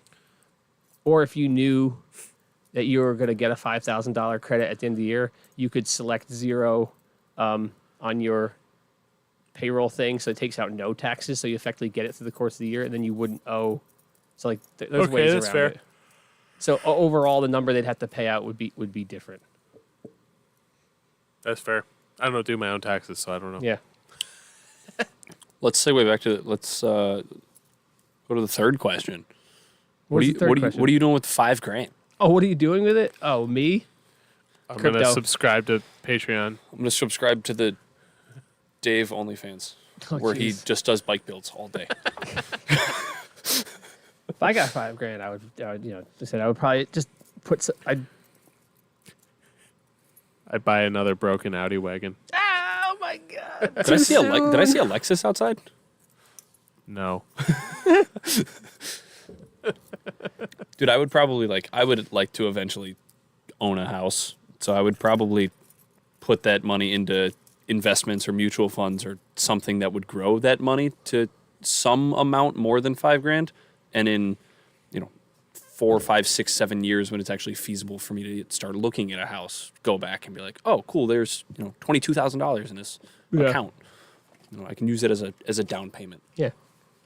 All right. Second half of the podcast coming right at you. Second half.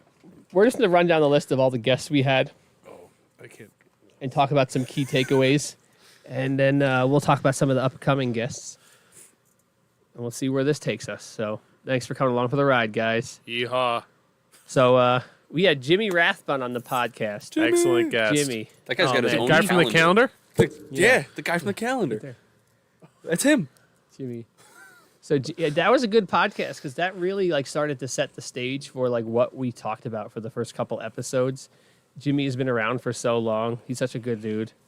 I'd love to have him come back on and talk about some of the more engineering side because he designed a lot of bike products. That'd be really cool. But yeah, that really kickstarted the whole. I really enjoyed to that point, I really enjoyed the side of it where he, from a normie world perspective, the ability to sell yourself in the normie world because you did BMX stuff was kind of cool. He was like, Yeah. I had this advantage of designing and putting to production bike parts, whereas somebody who didn't have something like BMX wouldn't have never had that opportunity. It's like, oh yeah, you're in school to do manufacturing, sick. Do you want to just do that for my bike company? And then in real life, that's a huge advantage. Yeah. It's cool to see things go from BMX, which is it is a small niche category of the world. When you look at it at a grand scheme of things, it's very small. It's a tiny pond. There's a few big fish, but that's it. And seeing someone go from a position in the BMX world that's that tiny and actually use those skills and that knowledge to do other things is cool in general. And I liked watching that podcast overall because I know Jimmy. I've known Jimmy for a couple of years now.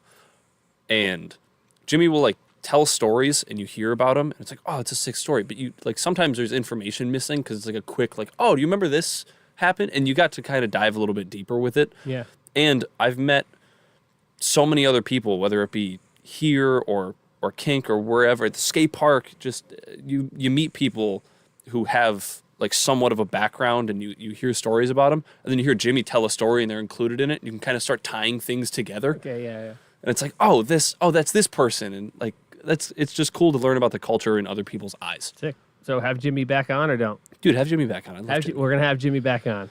Love Jimmy. Zippy. Excellent guest. Zippy Zippy's is the awesome. man. He was so nervous. DJ It Zip was Drive. adorable. I love Zippy. Zippy got Instagram so No he way. could watch my reels. My And dad, that makes me so happy. I want my to cry. dad's on Instagram now. That's yeah. That's Yeah, awesome. he's got his own, not the Rasp Instagram. Zippy has been my hero since I was a child. I remember him from the Extremes days, and then when he came around and helped us build Rasp. I wanted to tell this story. I wanted him to tell this story when he was on, when he built the vert wall that was like all the way up the wall in the corner over here.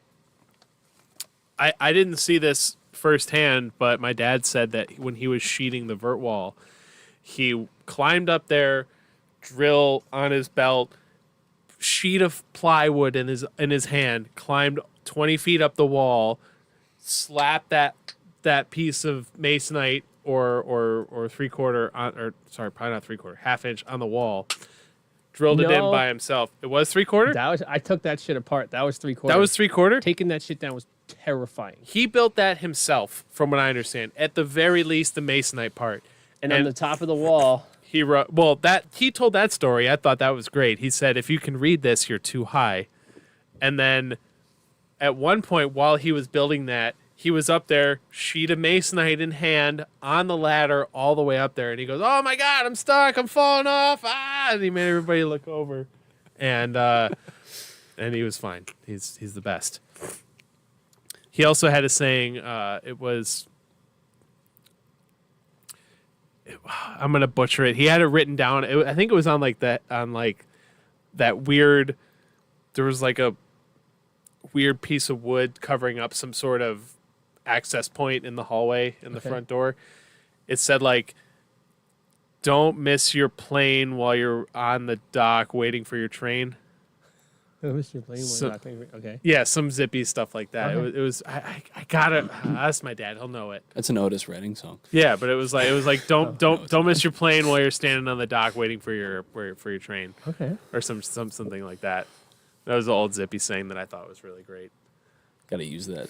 No, Zippy has so much history in just BMX in general and the indoor park, construction, whether it be this or Rasp or Black Mamba or any of the parks around and the parks that have been around and since we no longer have. But like hearing Zippy talk about that stuff as someone who's younger than Zippy and you guys, it's cool again to hear about the culture through other people's eyes of like, oh, I didn't know these things happened. I didn't know, like, you guys talk about Extremes, you guys talk about Rasp. I wasn't around for that stuff. And to hear it out of Zippy from a first person perspective of like, oh, I put this ramp up, I built this, is different from hearing all the stories about you guys riding it.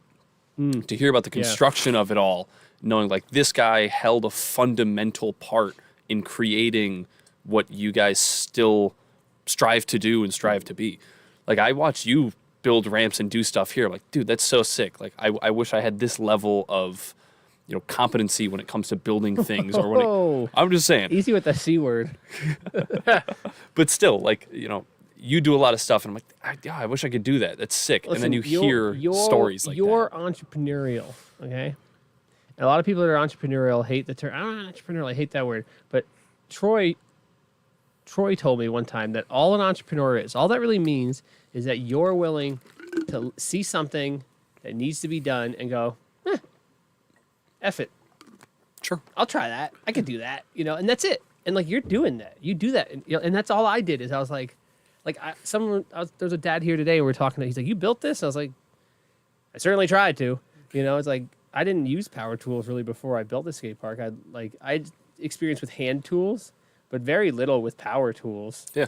Like I could swing a hammer and drive nails, but like you're not doing that to build a skate park. Right. I remember like literally like saying I'm not going to use that circular saw. It's terrifying. And then a month later, I'm upside down and like, the old Polish planer, as Zippy calls it. Oh yeah. It's a great name. But my favorite moment from the Zippy episode was the thing he said about his wife. I knew you were gonna say that.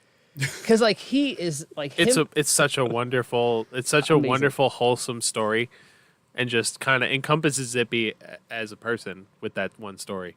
he also Or him and his wife just have him and- separate bank accounts, which is like very unusual and very progressive for people of his age. Yeah. And they still have separate bank accounts, which is very interesting. But the fact that he just like, I have never, like I said in the podcast, I have never heard him say anything other than absolutely positive things about his wife. Never even neutral. Just like either Only like, positive. oh, she has work tonight, or positive. Never complains about anything. And that is so unbelievably rare. And I was like, I need to tap into this. I need to see. And that moment was just like, it was so refreshing because people don't talk about it like that. People don't act like that.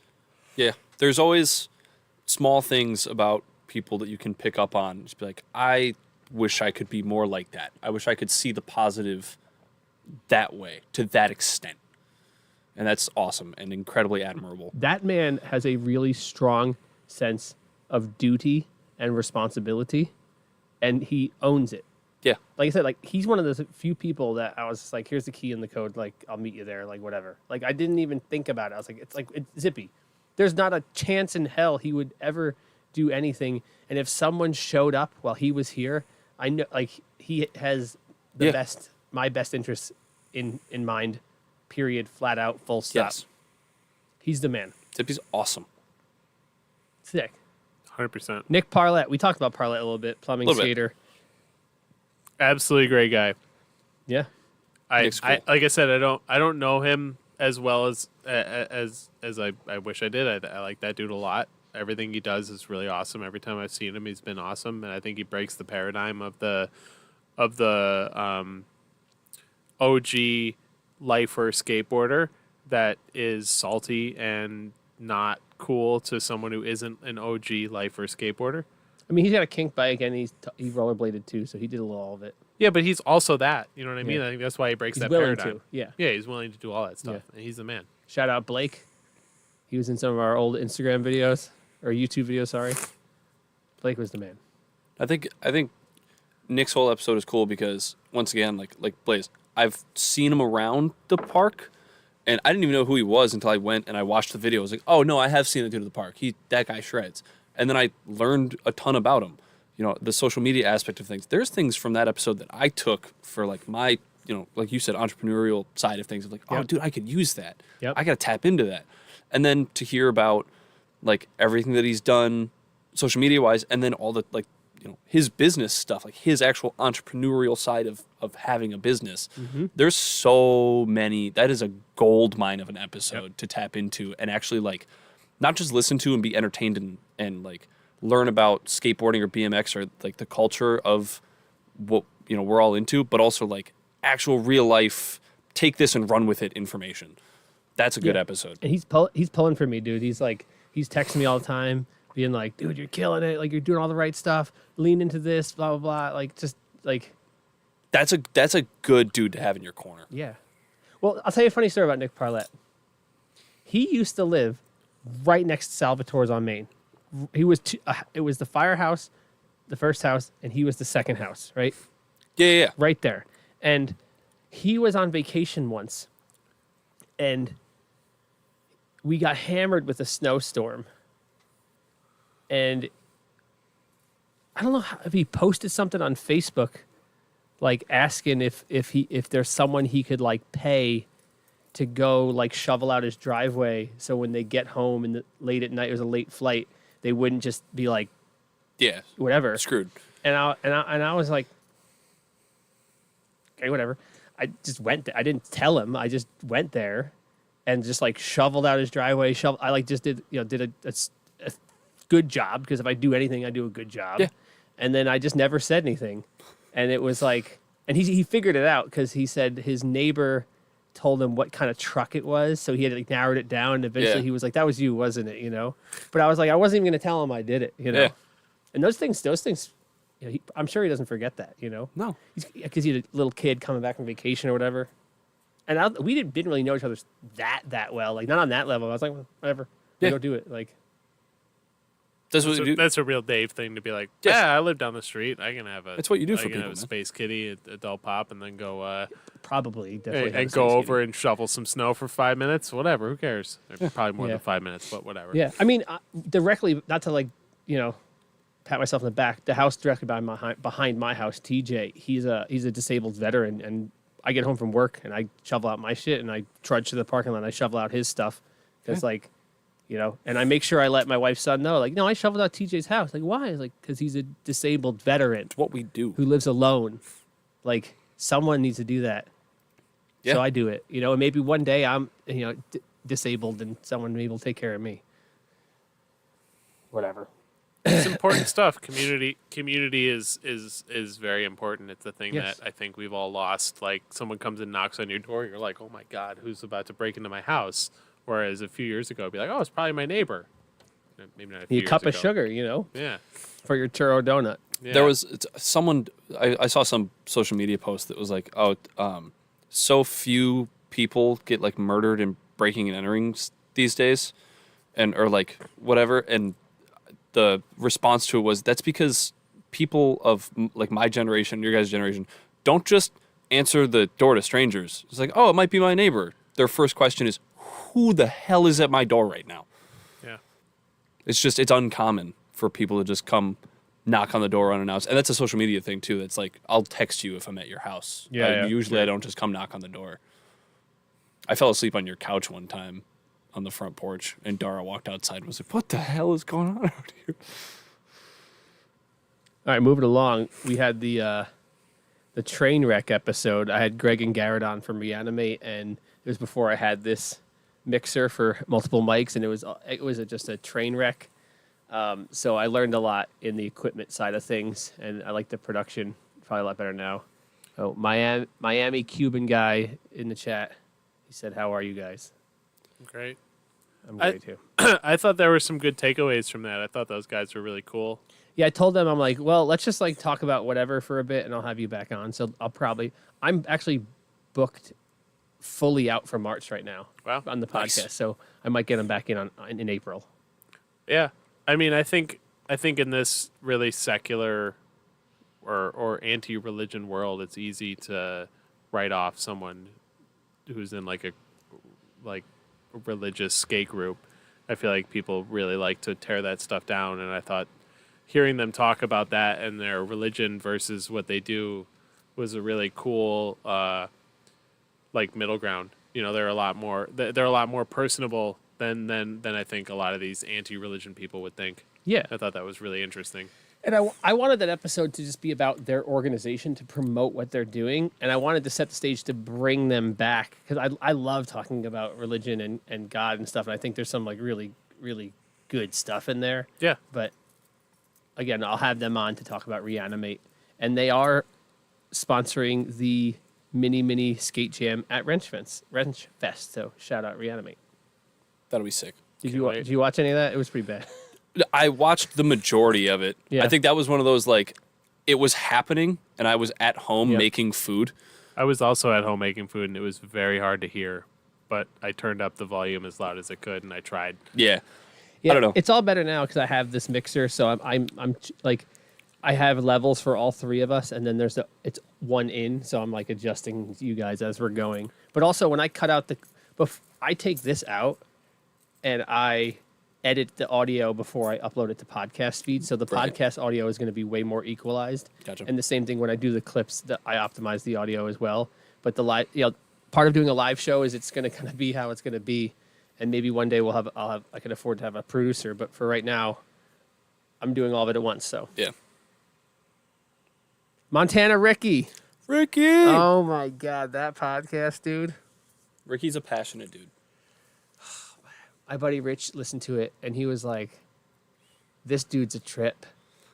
He said, he goes, "This guy could be a politician." Yeah, it's a similar sort of energy, a much more genuine and wholesome energy than a politician, I would add, but same sort of veracity towards their like and their enthusiasm and their beliefs. I love Ricky. Ricky's I the thought man. it was great. Okay. But man, holy crap, dude! I told him. All right, let me give you a foundation for the people. I give everyone an outline. I didn't give you guys an outline, but Yeah, like, everyone we're just, but whatever. us. Yeah, we could just Classic. Before the show, I'm like, here, this is what we're going to talk about. These are the issues I'm going to cover. And sometimes we organically get to one. So I'll be over here and I'll cross one out or I'll draw a line and I'm like, oh, we'll get to this later or whatever. I'm trying to produce the show in real time. And I sent him it and he's like, I'm not going to read this. I want it to be a surprise. And I'm like, Ricky, it's not that kind of podcast. Like it's like I'm trying to extract out your passion. I'm trying to get that thing that you have. And he's got a lot of it. And I'm trying to kind of bottle it up so I can pour it out into a cup for my listeners, you know? Right. And I was like, I don't want to talk too much about the bike industry stuff. I want to just kind of stay with these topics and like don't go, because he talks. I was like, let's not go too crazy. And dude, halfway through that, I was like, holy crap, dude. And he talks so fast and it's like, you can't get in to kind of cut him off, you know? A lot of times, like you were talking before and you end up somewhere different than you started. And as my job as the host, I have to kind of like jump in and kind of wrangle you back in. And he talked so much and so fast. I couldn't even like get it back. That's Holy Ricky shit. though, dude. Yes. Like I've had a lot of like through the web interactions with Ricky. I've never like one-on-one hung out or really spoken to him, but like we've both worked with similar people or hung out with similar people, and it's always like that dude loves everything about the culture and the industry behind BMX. I'm going to have Ricky on again, and I'm going to have this conversation with him on the podcast. I was going to call him after it and kind of be like, yo, you need to spend a little more time thinking and a little less time talking. So when you do talk, your ideas are a little more articulated and it makes a little more sense because you were like saying contradictory things and like tripping over yourself, you know. But I was like, maybe I'll just do that. I'll get him on. But what my take on it, especially after doing the podcast where he said he's not really extroverted, but he acts super extroverted. It seems like Ricky is like cosplaying being like BMX Ricky, and the line got too blurry where it's like he's like lost. Like you can't tell where like real Ricky ends and BMX Ricky starts. BMX influencer hype beast Ricky begins, and like it's almost like he's lost somewhere in the middle, like the John Travolta meme, like Of him in Pulp Fiction on the dance floor. like looking around like what. So I don't know. I love Ricky. He'll be back on the show for sure. Alan Prizzuti, legend. I listened to about half of that in the morning, and I'll be honest, I haven't listened to the rest of it yet. But as it was live, because I was on my way into work, but I listened to a good chunk of it, and I thought it was fantastic. I mean, Alan is has been interviewed and been in the public eye a lot more than a lot of the other people that you've had on the podcast, and I thought he was he's a lot more stately. Yes. Than a lot of other people, and has fleshed out a lot of these ideas, and had thought about this stuff, and it was a really nice take, and it's cool like to kind of come full circle on that like OG lifer skateboarder. He's like the I don't know what the word is. He's like someone to like look up to. I would think someone to look up to in that sphere. Like if you're going to be an OG lifer skateboarder, someone who's like trying to do something for their community or Some anything level of in an action idol. sport. Yeah, he's someone to look up to. He's an admirable guy. He's got a family. He's like done a lot of stuff for his community. He's like a more mature and articulated Ricky. Yeah, I mean it's like passion's there. very similar end goal, a lot different execution, a lot smoother execution. Alan could be a politician. It's like Davey versus I don't know, Chase Hawk. Jeez. like Syracuse Davey Yeah. or Dave King? Either one, really. I No, I'll give him some credit. Syracuse Dave. Syracuse Davey. I've got a lot of love for Alan because, you know, during that whole podcast, there's a lot of things that get touched on, but he seems very like once again I've met Alan a couple times, but he's very human, and for the amount of stuff that I think he's done for the community, he deserves a lot of credit. Alan's got a very big background in Crudco. He's done it all. He's like, and I may exaggerate it, he's a very large reason why Rock City Skate Park is there. Oh yeah, he's one of the original like crew the spearhead of that entire establishment. The one story that I have about him is I walked into Crudco one time. I was probably 15 years old. I had just started Infamous, and I was like, "Hey, Aaron, you should carry this clothing company that I made." And Aaron was Alan. No, Aaron. Oh, Aaron. Okay, Aaron. Sorry. I asked Aaron. I was like, "Hey, you should carry this clothing company that I made," and Alan happened to be there. And I specifically remember they were eating slices of Cam's pizza. I don't know why I remember this, but they were. And they were like having their own conversation. And I walked in and I wanted to have a conversation with Aaron and just like walk in and naturally have that and not schedule it, nothing, just go in. And I ended up having the conversation with the both of them and then just talking about skateboarding and BMX and the skate park and all sorts of different stuff. Like they allowed me to have that conversation with them, being some kid off the street who came in asking for favors, and they were incredibly nice. They were incredibly human. They were, serious human beings who like actually wanted to have a conversation with me and hear what I had to say, being some at the time not very full of knowledge 15, 16-year-old kid, and they're very genuine to me. And I have a lot of respect for both Aaron and Alan because of that. There seems to be a duality between Aaron and Alan, and I don't know if that's just as like Alan was wise enough to like do that, because Aaron's on the podcast next week actually, so that's gonna be sick. Yeah. Aaron seems more like he is what he is, and that's how he's gonna be, and like he's just skateboarder as F, right?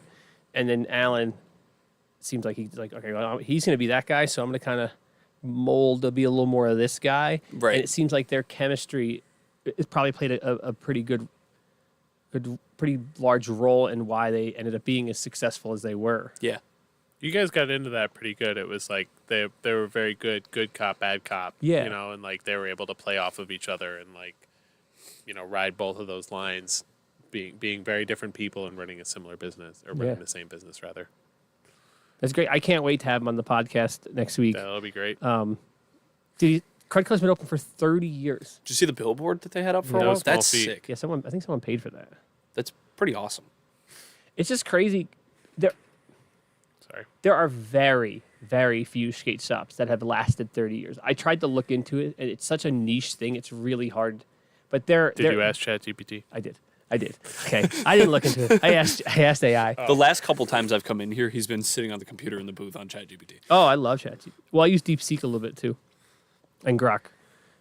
Speaking of Grok, though. Speaking of Grok, our next Scott's text. Yeah. Excellent segue. Yeah, thank you. Whatever, we'll take the segue. Yeah, Scott Mackay was on last week, president of Grok, and that was kind of nice because Rob, the previous president of Grok, was on last year, and we got to touch base a little bit there. Also a very stately person, someone who's been in front of a lot of people and had to like articulate his points and sway people's opinions, I think. Yeah, he's worked in the corporate world a really long time. Yeah. He's definitely, admittedly, not great at the talking part. Rob was way better at that, and even says that. Really? I thought he was. I mean, I jumped in the middle of it and didn't listen to every single piece of it, but I thought he was very well spoken. Yeah, he did. I thought that podcast we had the best kind of flow, back and forth flow. Like Alan was pretty good too, but Alan talks. He's a talker, so he would talk, and I was kind of steering a little bit. I thought with Scott we had a really kind of more of a conversation back and forth. Right. But Scott, like Zippy, being an older guy, he was nervous, and I think you could tell a little bit he was like worried about saying the wrong stuff. I think another thing too, the chemistry there between you and Scott is like you and Scott are like you hang out outside of just Grok or just a podcast. Like we go out and we have dinner with Scott, or we get a beer, or we go ride bikes. Like we ride bikes with Scott pretty frequently. Yeah, you know what Scott said when we started the podcast? He's like, this spring, he's like, if I start saying too much, pick up the spring so I'll know. That's awesome. It's adorable. I loved Yeah. it. And he did not say at all. I've edited some of the clips down, and he does repeat himself a bunch, but not with ums or yas. And like he derails his thought and like curveballs a little bit here and there. But that's also when I'm cutting down podcast clips for the reels, like you have to really condense them to make them concise. It's also that stuff that most people will never notice. It's only if you listen to that over and over again, or you are someone who just like does that already. There's really no reason to notice that kind of stuff, and it's one of those tropes that like you worry about saying like or too much, and it's not something that people really notice unless they consume a lot of this stuff or do that stuff, and like I don't know. Well, because podcast listeners are used to this, what we're doing right now, this kind of little back and forth. I have an idea. We're kind of going here and there. When you get the trimmed down clips, it used to be really like boom, boom, boom, boom. And like what people will do and what Scott would do, he would go, well, I think that if we do this, if we did this, it would be like that. Right. And I would cut all that down for a reel. So he goes, I think when we do this, we would have X happen. Right. I think a part of that too is like that's digesting everything and then answering, because now you're answering off rip, whereas a lot of us aren't stuttering or doing this because we watch podcasts, we listen to podcasts. But with that being said, I'm already thinking about what I'm going to say to you while you're still talking to me. Yeah. So I might be missing parts of the information because my brain isn't fully focused on what you're saying anymore. It's focused on creating a response. But that's like I end up with a more clear. You're getting the gist. Right, I'm getting the gist of things, and then I'm summarizing it quickly and trying to come up with a response rapidly. That reminds me, when Nick Parlett was texting me, plumbing skater, he was like, your engagements are so good for someone who just started. And I was like, I've been doing YouTube for quite a few years now. I was like, I made my first DVD in 2008. Yeah. I've been editing video since 2007. I've done 100 vlogs. I've done 100 podcasts. I'm not like, I get what you're saying. Like I'm new to doing it, but I already had 5,000 followers. So like, yeah, Are we going to get the vlog format back? no, No? too time consuming. Can I segue at that? What? Because Yeah. I think that's a thing that you've tried to highlight in this and have, that action sports people just do these things better, or these things come easier to people in action sports. Like I was talking to my friend that owns Arete. It's a car detailing company, and they're like a bunch of old hardcore scene guys, and their merch is awesome. They're a detailing shop.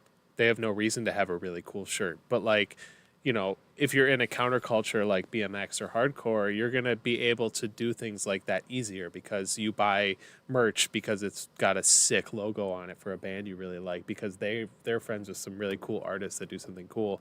Or like the video side of all this content creating, like any 14-year-old BMX kid is better at making videos than most influencers because they're trying to get clips and post it on Instagram and get cool angles of the trick they just did.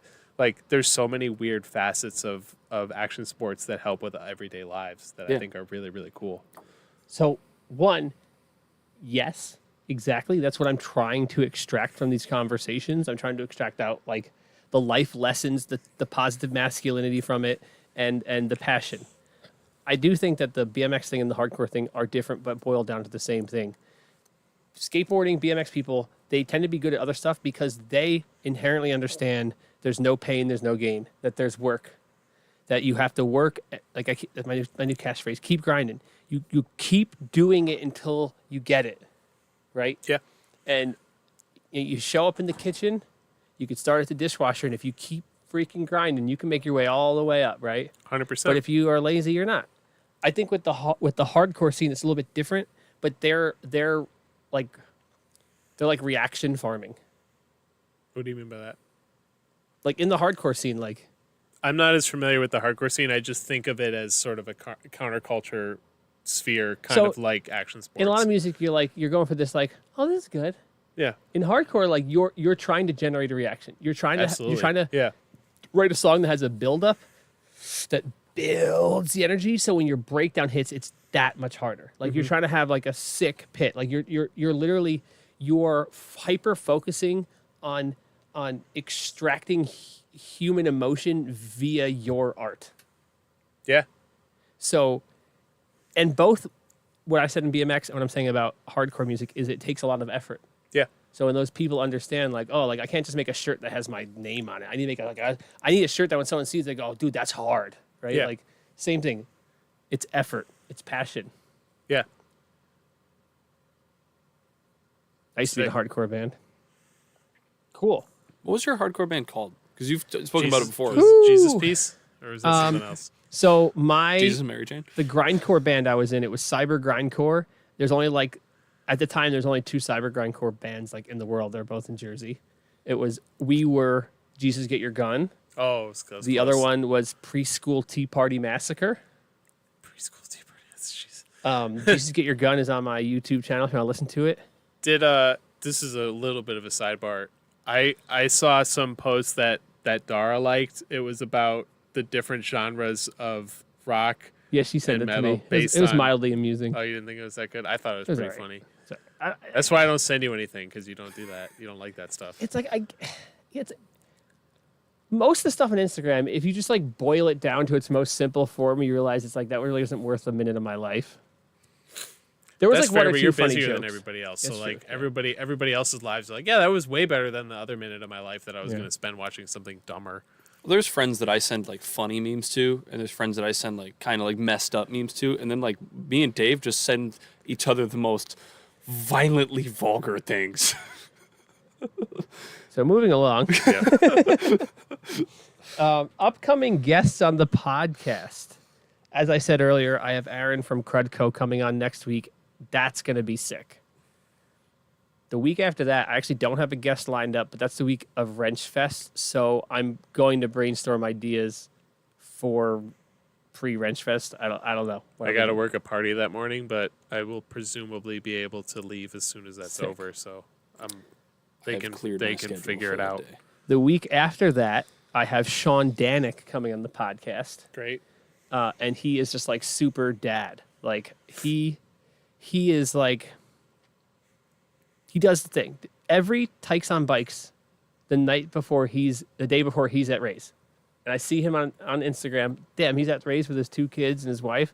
And so there he is, 8:30 in the morning at BFS. Like he does the thing. He was getting up at 3 a.m. or 4 a.m. I think 4 a.m.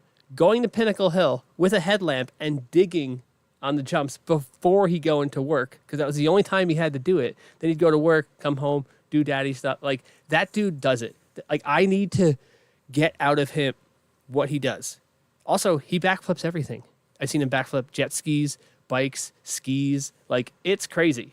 And That's he awesome. seems like the most like nerdy white engineer dude. And then he's just like sendy as hell. Yeah. And he's amazing with his kids. You see him with his kids, and you're like, this dude was made to be a dad. Yeah. Yeah. So, I like the assisted crooked grind over the new A-frame Yes. or whatever it was. That was pretty Amazing. awesome. So the week after that, I got Googe coming on. He's the guy that had your fork and then gave it to the other kid. Oh, great. And Googe, I have a total man crush on Googe. I'm just gonna come out and say it. He's a babe. It's crazy. Don't tell Dara. I need that she to knows. be. He I need wor- that he one works to at be what gets Fox's now. posted on He works at Instagram Fox. for the Oh, real. he told me. Yeah. Dude, So who are you going to see okay, when you go first of all, to Fox's? It's not Dara. he spent the past 2 summers working at Thunder Downhill Bike Park. Yeah. He builds the dirt jumps on a bike park. Yeah. But he also spent like a summer to timber framing something in Alaska. That's and like sick. he's worked in restaurants, and like he tells you all the stuff. You'd think he was like 45. He's 23. And he was a full-time welder at the welding shop, and he's in school for engineering. And you're like, how does a guy this young do all of this? He likes coffee, like actually likes real coffee. He's an audiophile. Like he's got a crazy like analog tube amp thing. Oh, yeah. Like it's like I don't get it. Like he is twice what I am in so many domains, and I've worked so hard to get here, and I'm almost 40, and he's a kid. So Some people are just like that. They're like, yeah, I don't know. I just learned how to flip that this morning. he's going into Sick. Fox's at I think 3 or 4 a.m. to make the bagels. Yeah. Oh, that's this guy. Yeah, working till whatever 11 or 12. Yeah. Going back to campus, going to school, coming here to ride. It's like it's That's crazy. wild. Like freaking Stevie. If Stevie's still in the chat, Stevie's like, well, I'd apply for a job at Fox's, but I don't want to get up early because they open at 7. You know, it's like, bro. There's time. You just have to make those trade-offs. It just sucks. I just traded getting up at 7:30 to be to work at 8 for trading for now I have to get up at 4:15 to be to work by like 4:40. Jeez. I mean, I get the like doing it for the job. It's just so crazy when it's like 5 jobs. You know what I mean? Let me tell you, Googe has been working in restaurants. His mom owned a restaurant, okay? And so he's been doing it since he was a kid. He started working over at Fox's, and Dara told me that this one girl was like an hour late, and she was like, "Oh yeah, sorry, it was this and that, and I couldn't park, and blah blah." And Googe is just like, "Yeah, you could just say like you messed up and you're late or you didn't get up. Like you don't have to like lie about it. Just like straight up, like whatever, you know." And then he told me, he's like, I went to Jason, the owner, and he was like, "Listen, dude, it's kind of gnarly in here." You know, he's like, "What do you mean?" It's like it's just like dirty, like it's just like because like it was that pizza place beforehand, and he's like, "Do you care? Like, would you mind if I just stayed a little bit late each day, just like to kind of clean up?" And like you gotta imagine if you own a restaurant, like your guys, he's like, I tried to have a man-to-man with him. He said, I'm like, that dude was probably so pumped that the kid he hired said, "Hey, can I stay late and clean?" And then he told me, he's like, the kid that works here, he's like, he gets in, he's like 10 minutes late, and he leaves like the second 11 o'clock happens. He takes like 3 breaks to smoke a bowl during the day. Like he's just like so non-committed. And I was like, your ass is staying here, and I'm teaching you how to clean. And so he made the young kid stay there, and he's like, dude, we scrubbed everything in there. And I was like, this kid's ridiculous. That's sick. And like I said, He's the fact Can that I he's give him more forks? yes, the fact that he's like has a crazy summer job and he's in school for engineering and he can weld and he's like, no, I'm just gonna go in and clean a restaurant at 4 a.m. It's like nothing's below him. He's a cool guy. So anyway, That's a huge takeaway. Nothing's below you. Everyone should take Yes. that away. I don't care what you do. That was one of the things that I used to get angry at my dad about when he owned the skate park is he would always try and clean. He would always clean the bathrooms because that was a very important thing to him. And like, I would be like, yo, let me do it. And he's like, no, I own the business. I should clean the bathrooms. And then he would just do it. And I couldn't argue with him about it. if he still wants to, I'll hit him up. Yeah. He's down the street. He's not doing much. So shout out Ethan in the chat. We're going down the list of our upcoming guests, and after Nick Googe, lined up for the last week of March is our first scooter guest. We're going to have Lorenzo Lacourt on the podcast. Awesome. Black sheep. And Lorenzo, he's from Jersey. He used to kind of ride BMX. Yeah, he is one of the most, his style in scootering is the most Very BMX sick. of the scooter riders. And like we talk a bunch, and he's definitely matured a lot over the last couple of years. I don't really have a very specific idea of what to talk to him about, but I have a month to think about it. So he'll be our first scooter guest. So that'll be. I'm pretty excited for that, honestly. Yeah. Because he's always been total super nerd cool for scooter shit. Yeah. Always been super cool when I've ridden with him downtown. Like you said, incredible style, very different. Like, dude's got a look. He fucking he does He's it, dude. very He owns up to recognizable. it. Yeah, he's a really cool dude. Like, you can pick that dude out of a crowd, both Yeah. by the way that he looks, the way that he dresses, the way that he like acts, How he in carries his manner, himself. the way that he carries Yeah. himself exactly, or also just the way that he scooters. Absolutely. Like I'm a BMX guy.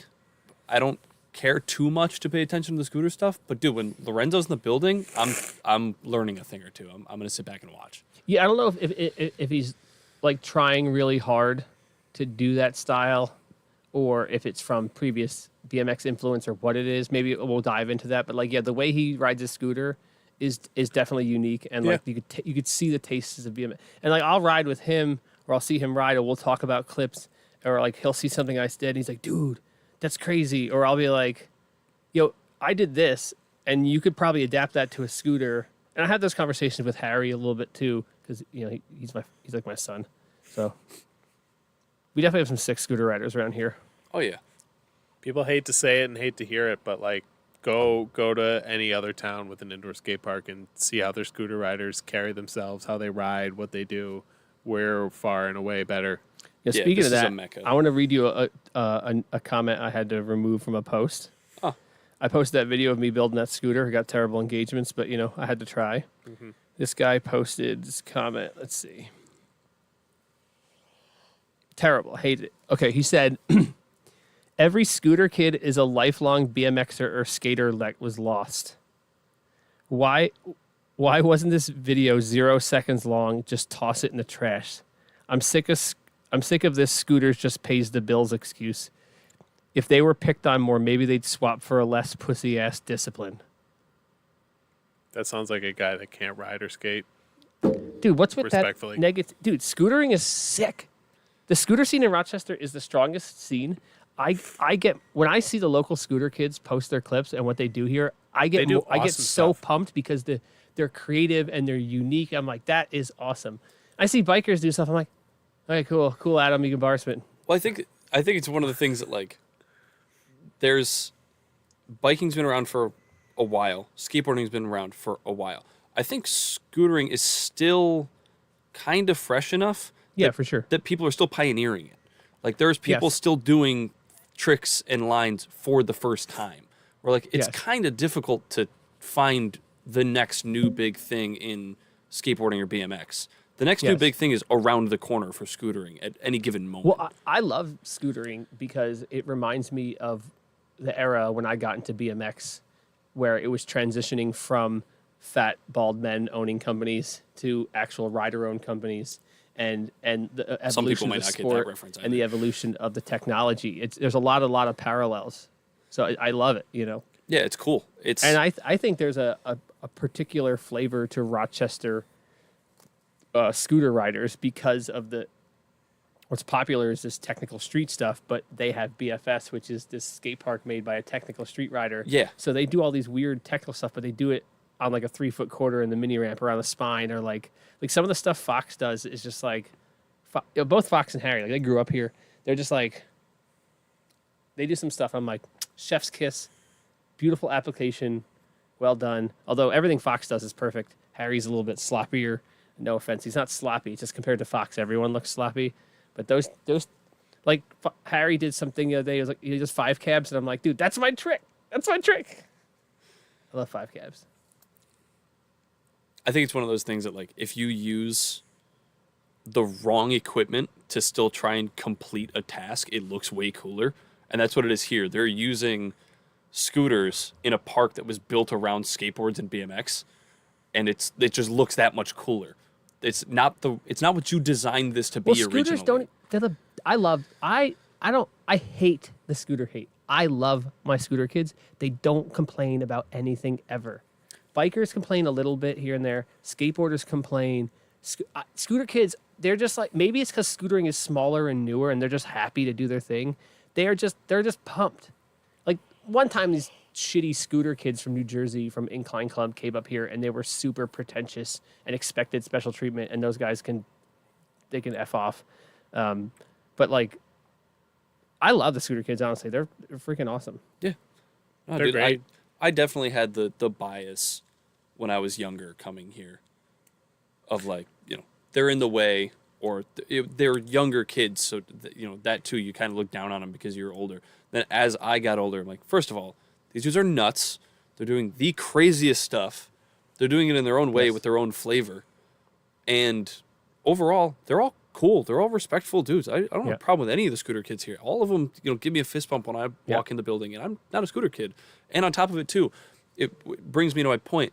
The picture that you have, it's pinned on your Instagram, not even the BFS one, I'm pretty sure the caption's something along the lines of like just watching kids grow up in the skate park is like the most rewarding. We're all part. wearing camo. They're all scooter kids. Yeah. All of them. Yeah. The scooter scene is the strongest. I cannot. Most sorry. inclusive scene around. Yeah.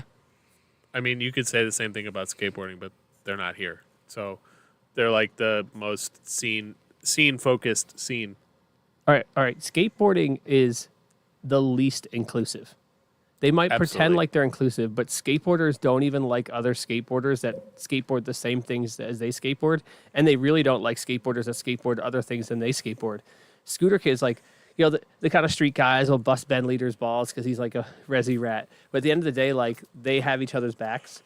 when Yeah. any of the scooter kids have their little brands and everything, they all show up to support. Like it is like they're doing it. And again, it might be because scootering is still newer and smaller and it's more of a niche and they have to do that. Like BMX was in like the early 2000s and the late 90s, but like it's awesome. It's like sick. Yeah. And I I'm not trying to harp on this too much, but like Fox is so good. Dude, Fox is really good. I have been around a lot of skaters and riders for a long time. The way he catches stuff, it's so fluid and so effortless looking. Like it's just like his toes just like whoop, so gently catch the board. Like there's no effort involved. That's like generational talent right there. It's unbelievable. I will say, one of the people who I have a lot of respect for right now in the scooter scene of things, because I do think that he's pioneering things, he's doing stuff on his own, and he's doing stuff right now that I wish I was doing, is Rowan. Yeah. Rowan's sick. Full Metal is sick.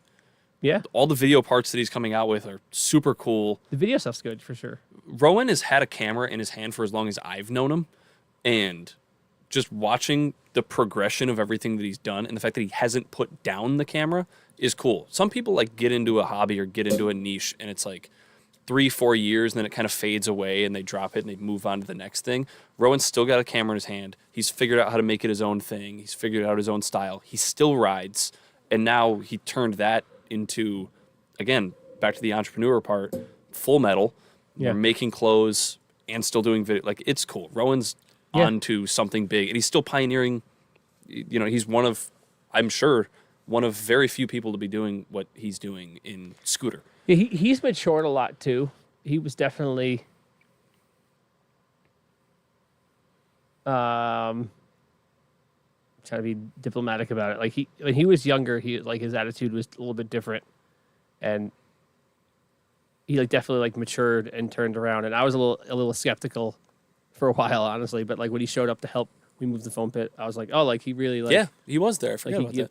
This dude gives a shit. So that's awesome. And I respect anyone who's hustling in the scene, for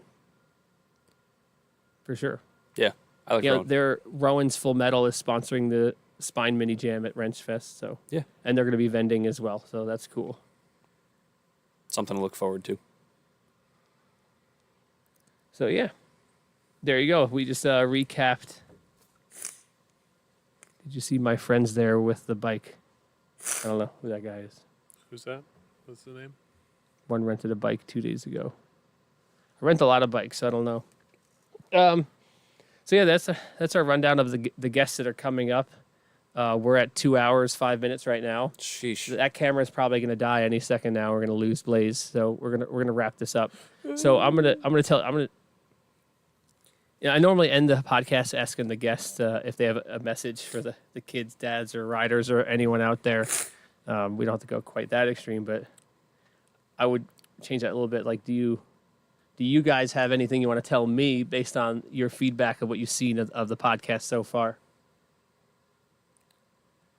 I mean, this one started on time and we haven't had any technical issues, so you're doing that. I am definitely learning. You're figuring that part out. Yeah. I think that's great. I mean, I'm biased. This is basically what we do here when the podcast isn't rolling. So I think a lot of this is really great, and I just want to see you keep going, and I want to see this grow. I like doing this stuff. I like the fact that this is an organic conversation. Like Blaze said, we do this when there aren't cameras on and microphones in front of us. This is just, oh, damn, it's midnight. We should all start going home and stop hanging out at the tables in the lobby. It's a good organic conversation. It's good to learn and see different aspects of things from the podcast view, hear people speak that you may not have heard speak before, and see what kind of impact they've had on, BMX or skateboarding or scootering. Seeing all that stuff is really cool. And I enjoy it. Even if if some episodes get less views than others, or they're not as digestible as others, or there's technical issues, there's still always something to pull from it. This is definitely an awesome thing to have, and an amazing resource for everybody who comes to the park, is to watch this podcast. I love the podcast. I have a passion for long format, and I think, I mean, it's a totally different demographic than the reels I'm doing. The engagements I get here are a bit terrible, frankly, compared to everything else. But I believe in this platform in the long run. And it's fun So to I'm do. going to keep grinding. I did post that thing today and said, if you have any questions, you can DM them. I wasn't do a Q&A section. The only question I got was, you want to guess what the only question I got was? Who? Are you keeping the Resi? That was the only question I got. So, I was yeah. gonna say something else, but I probably shouldn't on here. It's Why are you? so in the chat. Why are you not keeping the Resi? I am keeping so who the is Resi. keeping the Resi? Someone in the chat asked how much it is to get into the skate park. The ride time is divided up into sessions are $20 a session, 25 for 2 sessions, or 30 for all day. Sessions are 3 hours apiece. Yeah. So, yeah. No questions. So, is what it is. So, I have a question. yeah. Okay. You have a question for me? I have a question for Blaze. Oh, okay. What? Did you used to ride with Dave back when Dave used to ride? Yes. Well, kind of. Really. I mean, when I first moved here and I was riding like. I used to go downtown with Dave. Couple Out of the times, 10 times I went downtown, 7 of them were with Dave. Yeah. Yeah. Maybe 5. But yeah, I don't ride street, but when I did, it was with Dave. I will say Back one in of the the day when he rode. one of the most like I'm not going to get off on some corny tangent, but like I look up to the both of you in different aspects and for many reasons. That's just because you're short. I'm 5'10". You're like 6 shorter foot. than us. Nerd. Who says I'm short? Who says that? You are short. I look up to you guys both very much, but when I set up that whole street jam with some of the ride bikes with your friends guys in 2023, and we had the Rock City Skate Park full of people, and I saw you guys both roll up on a day that the park was supposed to be open, that was very rewarding. Yeah. So that Well, was cool. History lesson. I don't want to say I did the first street jam in Rochester. I may have. I just don't really know. When I moved here, I used to do like, we're all meeting up at Liberty Pole, BProc meetup. Like I was doing that stuff. Rest in peace. And I did the street jam. I did it for 2 or 3 years, and then like it was kind of hijacked a bit by kink and kind of derailed the whole thing. And then once I started the skate park, it's not really like super congruent with what I'm doing here. And also like I can't do a street jam if I'm at the skate park, So when anyone does a street jam, I'm gonna really try to get out there and represent, because like I was the guy that used to do that. So like I want to be at every event other people do, because like I do events because other people don't do events. I'm like, man, it'd be sick if someone did this. So like the Bay Park West events, those are mountain bike events for you guys who don't know. Like people don't do fun, cool, playful mountain bike events. It's like either it's a serious race or a casual ride. There's nothing in between. So it's like, let me foster something in between that's more beginner and family friendly, and like let's meet up and have some free pancakes, whatever. That's such a good point that's something that's been missing from BMX, especially in Rochester, as long as I've been around. There was the only people that have done that are like you, Bobby Parker, and you that have done like fun, cool events. Yes. Like the Hey Yo Bro Jam was like one of the only contests. Again, I got second place in. Just saying. Just saying. I don't recognizing a win pattern. anything. But Bobby, an outsider that only lived here for a short period of time, put on a very cool jam that brought everyone from all sides together. Something that I think, like you always said, that Redbeard kind of brought to the table here. It was just like outsider that did different stuff. Yeah. Or maybe not outsider. I don't think that's the point here. But like someone who just like didn't care about the weird lines that were drawn in the sand, arbitrary or not, or whatever they were, just brought everybody together to do a fun thing. Hey, you guys want to all go ride this thing together, or go ride the trails, or like gonna go take pictures and jump the jumps, or whatever it is? Like, not enough people do that, and I've always wanted to do that, and I feel like Rochester, like, really extinguishes any sort of fire of anybody that wants to do some sort of cool In the BMX world, in the event. Yeah, in BMX at least. The skate world's pretty supportive of other people within the skate world around here, and like Ethan just said in the chat, Rock Doug's X Full Metal Street Jam this summer, so Yeah. they already got stuff going There on. you go. I'm not going to be there on a scooter, but it'll be there. I have a scooter. I'll still go support. I'll get a Oh, scooter. you do have a scooter. We're all going to scooter. We're all going to We scooter? got a scooter. I don't know Scooter We're tricks. gonna show up and do some scooter tricks. I'm gonna do down whip on everything Yeah, on a scooter. I just scooted to do the tricks I wish I could do on a bike. That's the only way I learned tail whips. I learned tail tail whips whip. on a scooter first. Tail up this way on a bike, but that way in the scooter, so it doesn't help me. Probably hurts. Your bi whip shul. Yeah. I whip That no too. way on a bike because I'm not that good. Cool. All right, well, thank you for coming in on relatively short notice. I am going to do one of these a month, so I don't have to get 4 guests every month. I think just like little like recap episodes is a nice way to kind of do what I used to do on the podcast, where it was just disseminate information and talk about stuff, and then also like recap key points. I also think perhaps to some of my younger viewers who aren't going to listen to 2 hours of me talking with Alan, they might listen to this one because we're talking about key takeaways, and maybe that might entice them to go back and listen to one of the episodes. Maybe. I'm probably not even going to try to cut any reels out of this because the reels don't do well and they're a lot of work. But if you did listen to this and you made it to the end, let us know if you liked this format better or worse or whatever, or any insights you have whatsoever. Every podcast says leave us a review on iTunes because that really helps. So I'm going to assume it really does help. I don't fucking know. Like, I try not to do the whole like subscribe guy thing because like everyone that listens to this, you already know what the things people ask you to do. So I'm not going to say that. So just do that. What would really help me is like come ride or grab us on Patreon, $5 a month. I'm going to add a $1 a month too because every little bit helps. Other Come thing, ride. Bring your friends. other thing too, guys, is what was it? The 15th was skate shop day. Yes. So we have some awesome skate shops in Rochester, but don't forget, as much as Breaking Free is a skate park, we're a skate shop, we're a bike shop, we're a skate shop. Well, let me tell you about that. This will personify my whole life and existence. I didn't know it was skate shop day. Like, I'm not really plugged into that world. I saw everyone post it. I was like, oh, sure enough, it is. So I posted that video.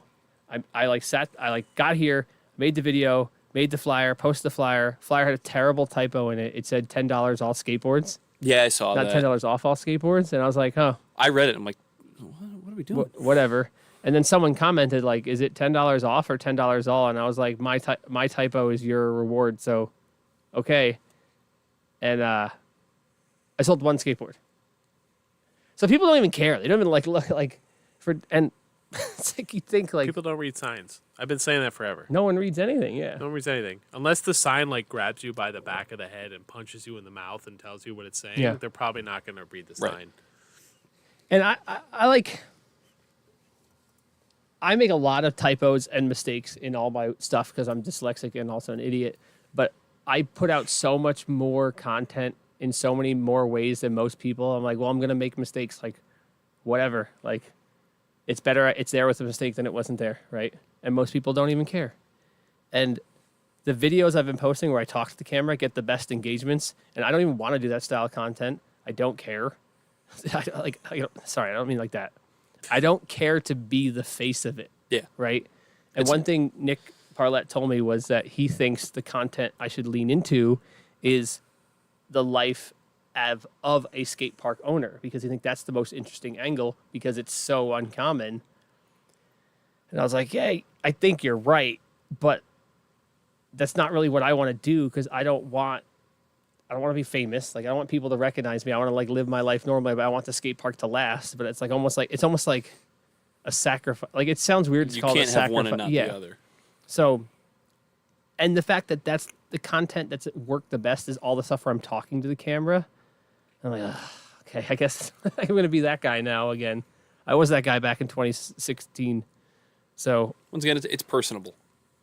I'm not bad It puts at a it. face to it. I'm not bad at it. Yeah. I remember when I used to do all the vlogs back in 2017. My close friends would be like, Dave, I watched one of your videos. Who's that guy? I'm like, what do you mean? Like, The guy in the suit I know without the you. pants. like, yeah, like I know you, That's and a like the guy in your throwback. video, like that's not you. And I'm like, I know, like that's what you got to do the thing, you just talk like the guy, Yeah. It's whatever. So that's the journey I'm on with trying different content and see what works. And if that's what works, I guess I'm gonna talk to my stupid phone a bunch more.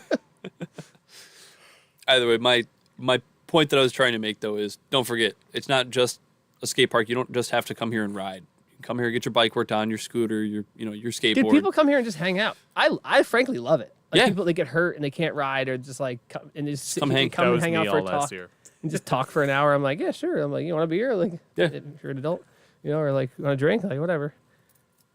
Like one of the roller skate chicks, Erin. She's gonna vend her artwork at Wrench Fest. She comes on Thursdays, but sometimes she doesn't feel like really riding. She's a postal worker, so she walks like 7 miles every day in the cold. And she just came in. She's like, "Can I just clean?" Okay, And she just like cleaned the shit out of the bathrooms. Gooch. And I was like, "That's awesome, thank you." Like so, like it's probably better for me to clean the bathrooms and I get your $10 on skate night. Yeah. But those are the people. I mean, those are the things that keep me going. Like I love there's so many customers. I'm just so happy when they walk in the door. Like, oh, this guy's here. Like, have you been here for the dad that's been coming with? He's got the long chin beard. You met this guy? I think so. I don't even know his name. He's been coming on Sunday nights. It's so funny. I shouldn't even say this, but like, he just came in and he brought a bunch of beers. And his kid's just like scootering and he's just like drinking beers. And I was like, all right, whatever. Like, okay. And he's like, you want one? I was like, okay, I guess I'll have a beer, And like, man, we're talking about all kinds of crazy shit, dude. Yeah. And he's been coming in and we keep picking up the conversation and like, he's like a really, really interesting dude. And he's he's clearly a good father. Well, I don't know if good father. He's a good dad. I'll leave him at dad. He's a good dad because he's coming here and sitting here for 3 hours while his kids scooters. Yeah. I mean, he's drinking beers, but and I don't want to make it sound like he's like sitting here getting drunk. He shows up and he brings like a sub and he's got like two beers with him. Yeah. And we're sitting there over 3 hours, like sipping on a beer and having conversations about music and politics and life. And it's like, I have so many customers like that. I love it. It's like one of my favorite parts. Yeah. There's a lot to learn from the people who come here. Yeah. Because there's a lot of different people who come here. Oh yeah, for sure. Community is an exceptionally powerful thing. And I think, I said this morning, I was like, community is a really, really cornerstone value for me. And I think it is for most people. And I think if it's not, you're missing something. Yeah. And, and you have such a cool community here. Like the skate park really bridges all gaps. It's the top and the bottom and everything in between, all the way around. Yeah. It's the strangest, most interesting group of people you'll ever meet is the people who come to the skate park. Yeah. Well, freaking Jack decided to go to college here just so he can come to the skate park, which is amazing for me. Seeley. And he hurt his ankle. He was here yesterday or 2 days ago. And it's just like, I guess he just didn't want to be in his dorm room or whatever. And he just brought his computer and he's sitting there doing his schoolwork, working on SolidWorks. And he's just sitting there working and we're intermittently talking about whatever. And like, that's sick. Yeah. You can't ride, but like, this is your spot. Like, it's funny. Ed Polio, I'd love to have him on someday. He owned 50/50 Skate Park in Staten Island. And a lot of what I did here was based on what he did there. Also based on Incline Club. What Incline Club did was it was militant. There was no bullshit at Incline Club. Like, you did not get away with anything. Everyone paid. It was like no bullshit. The guy at the counter was a dick. This guy Dan, and it was like, yeah, if you want it to work, that's how it works. It's strict. But at 50/50, they had this sense of family, and their slogan, their catchphrase, which I wish maybe they've been closed long enough I could steal it now, but it was like, "You're home away from home." And like their logo was this, like, they had this, like, a couple logos. One of the logos was like kind of a stick figure of like a cabin kind of looking thing. And it was like, and that's exactly what it was. It was, they were so small. I think they were like, it was tiny, like 5,000 square feet, something like that total. That's very small. And so they would rebuild like every year just to make it interesting. And they'd bring everyone to build it. And like, they were so small, they would close when they had birthday parties. And, yeah, like that vibe of just like, this is your home away from home. Like, this is your place. And your dad talked about that a little bit, about like, this is the home for misfit kids or whatever. Yeah. And that's it. Blaze is dead. Blaze died. Blaze is done. Your camera died. Finally. So anyway, 2 hours and 22 minutes. Pretty good. Not 222. But also, It's like 444. we were blank screen for a while in the intro song. So a little bit over 2 hours. Good job. Thank you for coming on, guys. Of course, always. Kyle Matthews of Infamous, Blaze Rosati of the Food Fight, fourth loser. Of Carnegie. Blaze works over at Carnegie Wine Cellar. Go there for dinner if you want to spend money and eat really good food. I walked in there once. Blaze gave me a plate of tomatoes. It was awesome. That's a fact. It is a fact. You can't have those until probably 3 months from now, but maybe 4. So thank you for watching. Thank you for checking in. Thank you for everyone in the chat for being here. Thank you, Ethan, BFS community, best community ever. Thank you, Jack Seeley. He's also in the chat. Jack. Thank you, everyone in the chat. Both Ethan and Jack, I'm sure you'll be on the podcast eventually. We're going to do this thing every week for the rest of time. So thank you for watching, and I will see you at the skate park later. And remember, keep grinding. Nothing's good as feeling Keep yourself. grinding. Or whatever the old slogan I could never get right was. Oh. Let's keep grinding. Keep grinding.